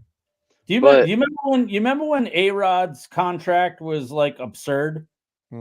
Yes. And now it wouldn't even be like, what would it be? You know what I mean? So that's what I mean. I think they're getting ahead of it. If they think they've got that in the kid, and you know, and they're paying him now, listen, right now, maybe you can argue he's being paid above the market, but in 2 or 3 years, you may have had to pay him a hell of a lot more money. You know what's crazy is Bobby Witt just robbed Kansas City. He robbed Kansas City. He's not even like the best. Was last year considered Bobby Witt's rookie year? No. Baseball. It was 2022. Baseball's funny. I can never understand whatever. But Corbin Carroll is only getting paid $111 million. Okay. I'm not sure what the age gap is between Corbin Carroll, but Corbin Carroll is only getting $111 million for his. But he's still on his rookie contract, though, right? 8 year. No, he signed an 8 year. No, he signed like right after the playoffs or something like that. Only 8 years for $111 million, mind you. He hit 29 home runs and he stole 54 bases. Corbin Carroll is one of the best young players in the entire major league. And, you know, you see that Bobby Witt got 288 and a half and Corbin Carroll only got 111. Like, bro, Arizona better step up and pay him. Carroll also took his team to the World Series. Keep that in mind. Corbin Carroll. Oh my God. What's Bobby? Arizona's got to step up and pay him. Corbin Carroll's only 20. He's only 23 years old. Yeah. He's only 23.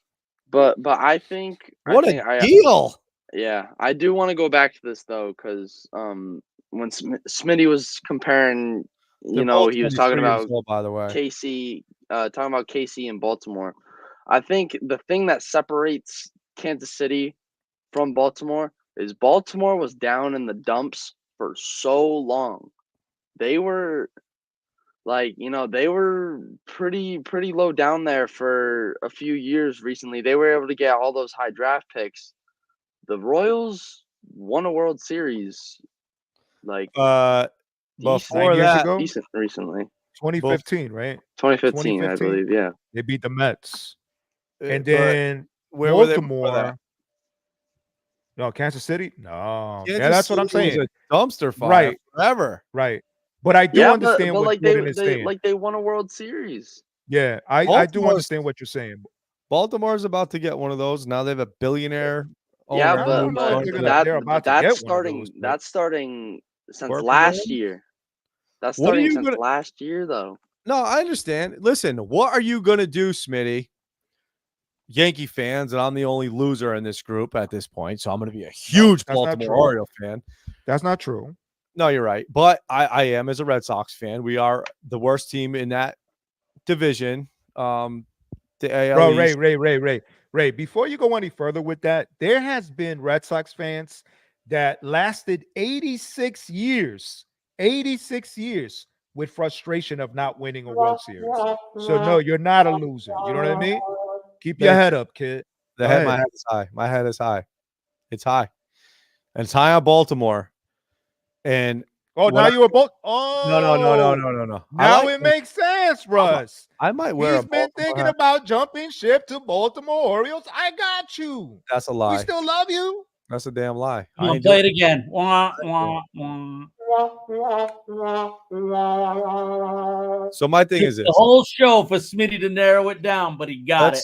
Let's talk about I this. got Let's it, talk about man. this. No. Let's seriously talk about this. Obviously, they Uh-oh. just went out and they made a trade and they scooped up Corbin Burns, who is a top tier 1 pitcher in Major League Baseball. Blake Snell's still out there. Jordan Montgomery's still out there. What is going to happen when Baltimore says, you know what? I'm going to buy these guys because it's not going to make a difference. What do you do then? Because they've already got the bats and they already have some arms. Their arms aren't terrible at all. Right. But now you're solidifying. You have a true number one, an absolute ace. They didn't have like a true number one. They got some 1Bs or a Well, 1A, yeah, right. because they right? had It's not like you just got Pedro Martinez. Well, now they do with Corbin Burns. Like he's on that level, I guess. You know what I mean? Mhm. He's yeah. a stud. Absolute Yeah. stud. But what happens if the Orioles go ahead and only if they get Blake Snell? Even if they just get Snell. All right, now Baltimore got the World Series. In my opinion. On paper, listen. On paper, let's be honest, the Dodgers have the World Series. Yeah. You got Mookie Betts playing second base. Yeah. Well, The Dodgers will win the World Series on paper. got to play that 162. I'd feel safer with Mookie Betts going head to head with Jason Belmonte rather than playing second base.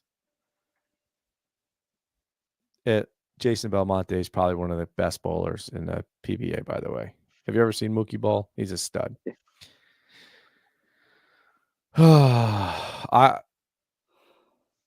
We'll see what the Dodgers do. They're supposed to win it every year, and they have not. But here's a question for you, Ray. From Randy, is the baseball season too long? Absolutely. Of course it is. I think and that's why people are bored with baseball, and baseball has declined tremendously as far as viewership. People don't want to. How do you make it shorter? How do you make it shorter? 3 games a week. Yeah, I was 3 just about to games a say week. that. I like how it is. And you think that the owners will agree with that? No, absolutely not. Of course they won't. If they're all. Do you think who do you think got the money? Do you think the players would agree with that? Exactly. Who do you think got the money? Probably the players would probably like They that ain't gonna idea, but listen, they ain't gonna make the money they're making if they Business. opposite. Yeah, because then they're gonna want to. Players will take a huge hit. Yeah. You know, I think it would be better for them though. And then what do you think? Absolutely. Yeah, but hold on. But then what do you think is going to happen to the price of your ticket when there's less games? Sure. No. Up. Because, it's more rare. Yeah. Well, what's the price? I mean, it would be a mess. But you go out to the bleacher creatures out there. What are you paying for a ticket out there? You're not paying a lot of money for that. Oh, it depends. It depends, especially now that you got Juan Soto back there. Listen, okay. Cut down on the games and see how much you pay to sit out there in the bleachers. So if I get where you're going, and I'm not disagreeing with what you're saying. I agree. Like, I agree with the whole, like, obviously the greed. I agree with the greed. And then I Ray, agree. just let me throw one more tidbit at you. Yeah. The other part of that would be, now you're talking about it would be an anomaly to try to break a record. Yes. Any record. See, here's the thing. A record, who cares about the records at this point? Those Right? players. Especially in baseball. Especially in baseball. Because this guy did steroids and that guy did steroids, but that guy got caught and that guy didn't. And we can't even recognize who the GOAT is in baseball, where it's clear and obviously Barry Bonds, right? But we can't even agree on that. So as far as the records and everything else is concerned, it doesn't that's matter. what sports. That's why sports is fun. You know what I mean? Because everybody has their own input opinion on things. You know what I mean? Absolutely. Like And I love that. you might want to say that in any sport. You know what I mean? Like this guy is the GOAT, and that word, that acronym is thrown a lot nowadays. You know what I'm saying? Like this is the GOAT. This guy's the GOAT. This girl's the GOAT. You know what I mean? And let's be honest, the best player, you could have an input on that. Russ could have a different opinion on it. You know what I mean? And baseball is different. Baseball is different than any other sport. No, it is. But, you know, besides the greed, right, in the records, because like even in football, God, I'm going down a rabbit hole here.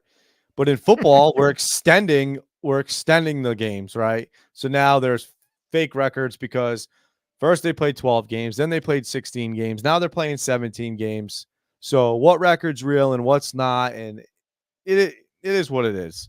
But as far as a viewership and an interest from the fans, 162 games a year is not appealing like, let's say, and I'm not saying we go to 18 weeks, right? But that's why the NFL is so successful, because it's one game a week. And hey, guess what we're doing on Sunday? We're watching football. That's it. There's nothing else to do. It's football and that's it. Baseball, it's like, well, they're playing pretty much almost every single day. What do they play? 4 or 5 games a week?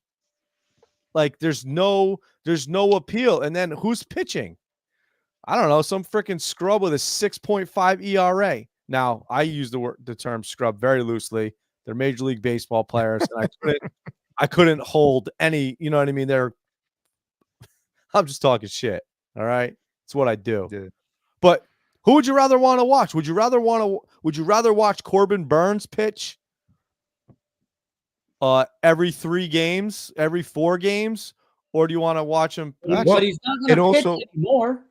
Huh? He's not going to pitch anymore. It's just going to be days off. But it's going to be more enjoyable to watch the stud on the mound all the time instead of. See, I think the taxing of the season is part of the grind. Like Smitty was saying, you got on paper, the Dodgers are winning the World Series. Right. You got to play 162 games. Yeah. Yeah. No, I mean, I and you know what, Ray? I agree with you. You know what I'm saying? Like, from your point of view, I agree with you, because some people have that point of view. Baseball fans, if you're a fan of baseball, like you're a fan of football and a fan of golf, you know what I mean? Baseball fans would differ, because I will sit there and watch the Caribbean series right now, baseball. You know what I mean? Rather than watching golf or say tennis, or you know what I mean? Like you say, you know, some scrub ass, or the Pro Bowl. You know what I mean? I'm not gonna watch the Pro Bowl. Yeah, you know? No. Yeah, so it all depends on your mindset and what you appreciate. You know what I mean? Listen, I love golf. If I'm gonna do anything, I love golf. But I am not gonna watch golf Thursday, Friday, Saturday, and Sunday, because that's what the tournament is. You know what I mean? Right. Like golf's 4 days every week, Thursday through Sunday. Okay, so Ray, let me ask you this question: during the regular season, right? The Red Sox have an off day. Yep. Do you still watch any baseball? I guess it would depend who's on. You got to think about that one. If there's a good game on, I might watch it. So as a baseball fan, you're watching it anyway, because when the Yankees have an off day, I'm still watching something. Sure, absolutely. Yeah. So what does it matter Yeah, if they have 2 more days off? What does that matter? I guess if I'm watching a game and let's say it's let's say Chris Sale's on the mound, for instance, and I'm talking about the broken down glass Joe Chris Sale. I'm probably not going to I think stop he's and gonna do watch good the with the baseball Braves. game. You know what I mean? I'm probably not going to watch that because I don't care to. Because why do I want to watch a broken down player? Now, if they're only playing a couple games a week, 2 or 3 games a week, and I know that I'm going to be able to watch Garrett Cole or I'll be able to watch, Blake Snell, I'll probably tune into that because that's fun to watch. I want to see guys get struck out. You know what I mean? Or I want to see somebody hit a bomb off of Garrett Cole like 3 times in a game and have them lose 12-1. That's enjoyable to me. You know? Right. But to watch some who's the worst pitcher on your team? Who's the worst pitcher on your team? Like I'm not gonna stop the TV after I watch an inning. No doubt. Unless the Yankees are getting completely smacked around, like then I'll watch because it's enjoyable. Gotcha. You know what I'm saying? So listen, Cody Bellinger, Blake Snell, and Monty, they're still out there. What are your guys' predictions as far as what teams do they go to? Cody Bellinger. Let's start with Cody Bellinger. Where's Gordon? You got a prediction? I think he'll end up re-signing with Chicago. I can't really see him anywhere else. I wouldn't doubt if the Dodgers try and bring him back for an outrageous amount of money. Yeah, why not? But no, I think he'll go and stay with Chicago. I agree. Russ, what do you got? I think Snell's going to end up in pinstripes. You think so? They were only off $1 million or a year. Now here's a question. Here's a question. Ray, what you got? Where you got Bellinger going to? Honestly, I thought he'd be a great fit for you guys. Yeah, we don't need him. He'd be a great fit in the stadium. Lefty, Listen, I can see all 3 of them in pinstripes. He could hit. The Yankees don't need him. We got Verdugo. Let's go Verdugo. And we got Soto, and then don't forget we got Jason Dominguez coming back. But that's later on. Blake Snell, I don't know, Russ. I think I would rather have Monty before because Monty has proven himself. You know what I mean?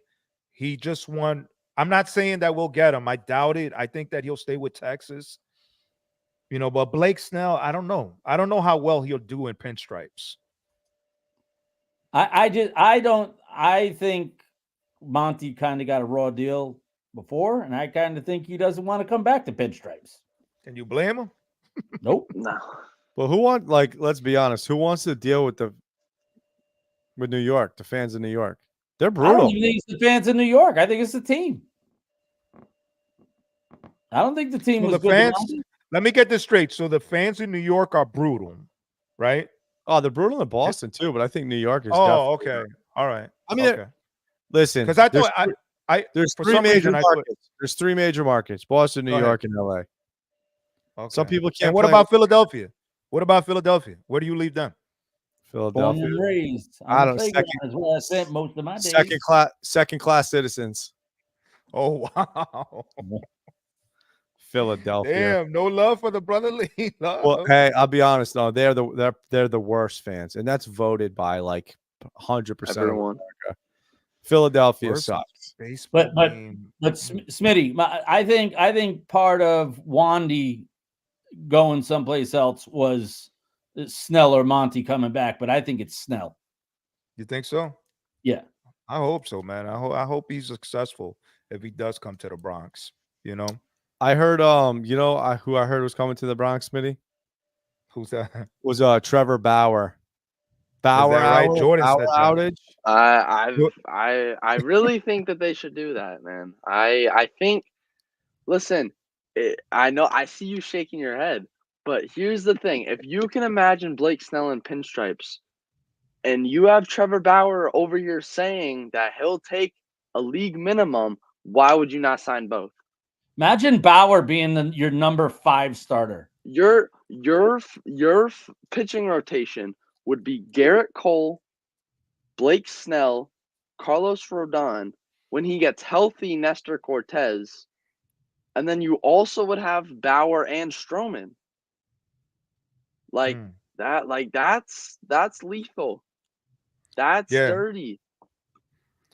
What if Mhm. Bauer ended up going to like Texas or Houston? Like, you're not going to Yep. say I'd rather have him in New York?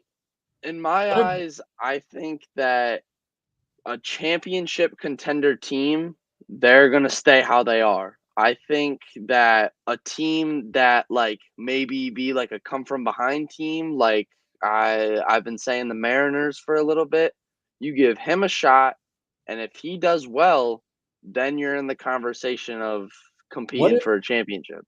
What if Bauer goes to billionaire Baltimore for $1 million? That's a great question. I was going to ask that actually. Hey. I think they could definitely take a chance. Baltimore's sky's the limit over there with that owner, man. If he's going to be spending money, I mean, the Corbin Burns move was that was power right there. I All right, think guys, I think we can all agree. We can all agree what we're going to get Ray for Father's Day, right? A Baltimore jersey. I don't Bang want one. zoom. I don't want Fitted one. hat. I Both don't Hey, hands. want listen. one. Now that you've You want the one declared your with the team, B? You want the one with the B, Ray? Or do you No, want the one with the little Oreo? honestly, I want the one with the star and an H in the middle because I'd love to wear that in front of you guys. listen, Oh wow! So you're now an That- Astros fan. Bang bang. I had trash more can. respect for you when. Oh my God! I had more respect for you when you was a Baltimore Orioles fan. Well, you Smitty, know I what? don't, I I'm not don't, here I for don't that. know what bait you put on that hook, Smitty, but you reeled it in. You reeled it in. Baltimore Ray. That's it. Baltimore Bones. Yep. Hey, I like that. See, okay. Funny. I'm not a Baltimore fan. I'm a Boston Red Sox fan, Yeah. unfortunately. Wah, wah, wah.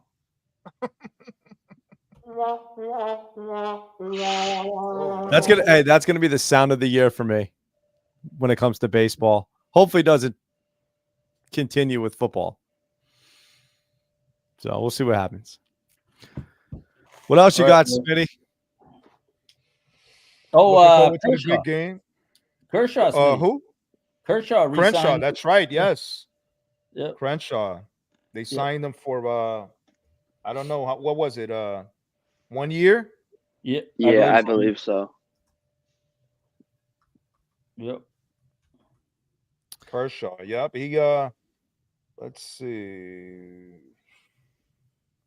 Their rotation's gonna be dirty once they get Shohei. Gotta play That's- 162, bud. I know, but like that rotation is just They got that's Tyler unbelievable. Glass now. Let's not forget they got the Big Maple, James Paxton, Bobby Miller, Emmett Sheehan, Walker Buehler. He's also expected to come back from Tommy's surgery. Dustin May, they still got.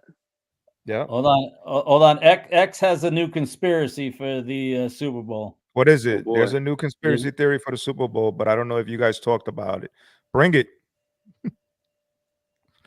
Randy is saying, what team will be the biggest flop this year? The Red Sox. It's not a flop, and you don't expect anything. Well, it's not your team by the way- anyway. So what do you By care? the way, who has been the flop? You guys. Yankees have been very disappointing. Yeah. We all know that. We all know that. I sleep great, bro. I'm sleep great after this. You're not even a Red Sox fan anymore. I am a Smitty true already- Red Sox fan. 100%. Smitty already dug it out. Smitty dug it out. That's it. Sleeper teams. Who you got? Who's sleeper team? Sleeper team. I said it before. I'm gonna stick with this pick. Cincinnati, the Cincinnati Reds. I like that. I'm gonna stick with mine. I said Seattle. I don't think they're a sleeper. I mean they're in Milwaukee such a Brewers. but that's the thing. My prediction Milwaukee was they win the Brewers. division. My prediction was they win their division. So that's kind of the conspiracy I meant by sleeper. Oh, look at the X broke it out. Leap year. That's it. Nick's birthday. Oh, I saw that.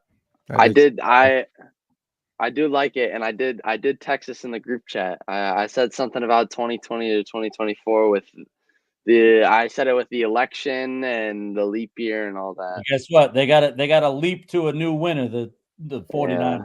Need it. How about the Pittsburgh Pirates? They could be a sleeper. Yeah, if they stay healthy, yeah. They can Yeah. stay healthy, or maybe how about the Detroit Tigers? No. No? Who do they even have? Like Who do they they have? got Riley. I know that they got Riley Green in center field, but that's like the only player I know. Miguel Cabrera was their second best player, and that dude is Uh, ancient. Casey Mize is coming back from Tommy John. Casey Mize. Yeah. Uh, They also have Max Clark as a prospect. what I about wouldn't. what about Spencer Torkelson? Spencer suppo- Torkelson's pretty good. Yeah. supposed to be But another. I mean, he didn't really do much. I don't think he got hurt, but like he didn't have the best year. But he is a very good player. He was a top prospect while he was coming up in the farm. So I guess I throw Detroit out there because who do they play? You know what I mean? Minnesota, Cleveland, the White Sox. the Minnesota's a Royals. good team. Minnesota's a pretty good team. I mean, they made the playoffs. But like They I won a mean, shit division. You know what I mean? Like that's the worst division in is it baseball. safe to say It's probably baseball? probably the worst division in baseball. You know what I mean? So I guess if you're gonna pick a team, like why not pick a team that's in the worst division in baseball? I mean, Cincinnati Reds aren't in a great division. And the team that was the best lost their best pitcher. They still got Brandon Woodruff, but they still lost Burns. I mean, that's a pretty bad division. Milwaukee, Cubs, Reds, Pirates, and Cardinals. And it's awful to say the Cardinals because the Cardinals have been like dominant in the Central for ever. Smitty, that just popped up, and Jordan. Yankees among teams reportedly interested in bringing Urshela back. Gio? That's been a thing though. So I really don't see them doing it. Yeah, why? I like Gio while he was in pinstripes, but why would they do that? You know what I mean? He would be a utility. Right, but biggest I don't know. I just don't see it. Flop. Biggest prospect that was a flop. Who do you got for that one? How about if I throw out the name Joe Adele? Yeah, I mean, would that be considered a flop? I mean, he was supposed to be like the next. I don't want to say Mike Trout, but that dude was supposed to be like one of the next greats, and he has not done shit for Smitty, I did not read this when I made my prediction before, but I just scrolled down underneath that one, and on February 2nd, the Yankees are willing to exceed Rodon's contract and offer to Snell. Ooh, is that good? Interesting. You guys have a bunch of broken arms. Hey, but I tell you what, Ray. I'm Frankie Montas back. Ray, baseball's top prospect will be at spring training. You know who that is? J-Dom? He's in your team. The Baltimore Orioles. Jackson Holiday. Okay. Right with my guy Adley Rushman. There you go. See? That's And what I'm talking about. Yeah, Gunner, yeah. Hey, that's what's up. You gotta rep your team. What's the big first baseman? Right? What's the first baseman's name? He hits for power. Mountcastle? No, Santander, right? No, he's a right fielder. No, he's right field. Ryan Mountcastle's a beast too. Yeah. And what about Cedric Mullins, man? Like, let's. Yeah. They're loaded. Look at Ray. Let me find out, bro. You've been wanting for a long time. So now, can you name the starting 9 for the Red Sox? And you know who? Now, could you name the starting 9 for the Red Sox? Because I couldn't. No, I couldn't. My man Ray. It's official, baby. It's official. February 6, 2024. Ray came out. Baltimore Orioles fan. It's all good. Don't forget about Austin Hayes either. There you go. See, they also have a very, very good bullpen. Yeah, honestly, cannot forget their bullpen. Looking at this roster for the Red Sox is not very exciting. I think what they should do is what the Yankees should have done a lot earlier last year. They should really just bring up their prospects. Like they got some good prospects, man. I agree. Like I agree. you've been given what's his name, Bello. You've been giving him his Bello, shine, yep. and he hasn't been doing too bad. You Pedro got 2.0. you got Marcelo Meyer. Who'd they just draft? Kyle Teal, right? Yep. Mhm. Yeah, like you gotta give those guys some time because it looks like the You as sound like we you sound like you work in the office over in Boston. maybe Time. Ray, a quote just popped up on my thing. You'll appreciate this. It's from No. Hank Aaron. It took me 17 years to get 3,000 hits in baseball. It took me one afternoon on the golf course. There you go. That's pretty good. I like that. Oh, all right. Well, All right, boys, it's been a hell of a show. We just peaked at 2 hours. I said 90 minutes. Not bad. we were there, and then you We're- forgot we're- baseball. We're touching 120. I know we probably could have jumped into it sooner, but everybody that has stayed with us along the way, it is much appreciated. It's always fun, boys. Obviously, this weekend is the Super Bowl. Whew. Jordan, what else you got going on? What are you looking forward to besides Sunday?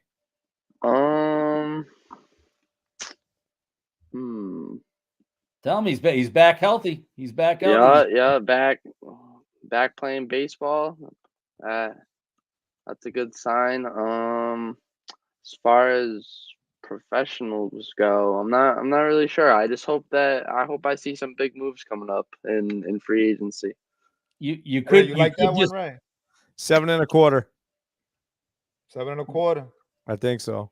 We got you, kid. Appreciate you. Yep. Oh my God, this guy. Is that the one with the H and the star on it? The orange one? No, it's the You O's, get man. Oh. listen, we're gonna let you slide by some people. It's still gonna have the B on it. So some people won't even know. You just cruise right by them, but we'll know. No, I want the one with the bird. One with I the want the bird. old Oh, you want the school. one with the bird? No, let me get the old Okay. school Oriole hat. That one's pretty dope. Oh, okay. I like that one. Jordan, You know what? Randy wants to know what your favorite baseball team of all time is. Favorite baseball team of all time. So obviously I'm a Yankees fan, but if you're talking like individual teams, God, I really don't know. I think I've really liked all the Yankees teams throughout the years. I think Here, let me help you. 1998. 1998. I'll help you. yeah, but I'm trying to think of teams that like I was around to really watch. Oh shit. 2000. I think I liked the year where it was like Todd Frazier, Starlin Castro, all those guys. I think that was 2017. Oh yeah. The year That was the year that we should have won it all until the trash cans. you know. I love it. The trash Go Houston. Oh. Yeah, the Texans are good, man. It's gonna be It looks another bright year. for them. It's gonna be another year of hating. That's all I'm gonna do. I'm gonna hate. Here's what it is. 2017. Yep. All right, boys. Russ, what do you got for the All right, weekend? fellas. Anything? Tiger Woods PGA Tour 2023 and the Super Bowl. Smitty? I'm still watching the Caribbean baseball series, man, down in Miami. It's lit, but I'm a big baseball fan. And then of course the Super Bowl coming up this weekend. So looking forward to Taylor Swift's performance. Swiftie 8. Hey, Terrible. so this weekend, obviously, other than the Super Bowl, is the WM Waste Management Phoenix Open, hole number 16. The stadium hole is always a good time. I'm probably going to tune into a little bit of that on Saturday. Also, I have a basketball game with the kids. It's playoff championship ball. Saturday. So looking forward to that. And bang, bang, Niner gang. You winning a chip? We got the 2 seed right now, Russ. And it's looking like if we play well, there's no reason why we can't. I like it. So I like it. That'll be fun. Yeah, man, it'll be fun. Looking forward to it. The kids are excited. We had our last practice today. When's So that let's game? go. When's that game? Well, it looks like it's going to be a triple header on Saturday. We play the 7 seed, then we win. We play the winner of the 3-6. We win that. We play for the chip. So 11, yeah, somewhere around there. 11:30 first game. All right, boys. So, all right, guys.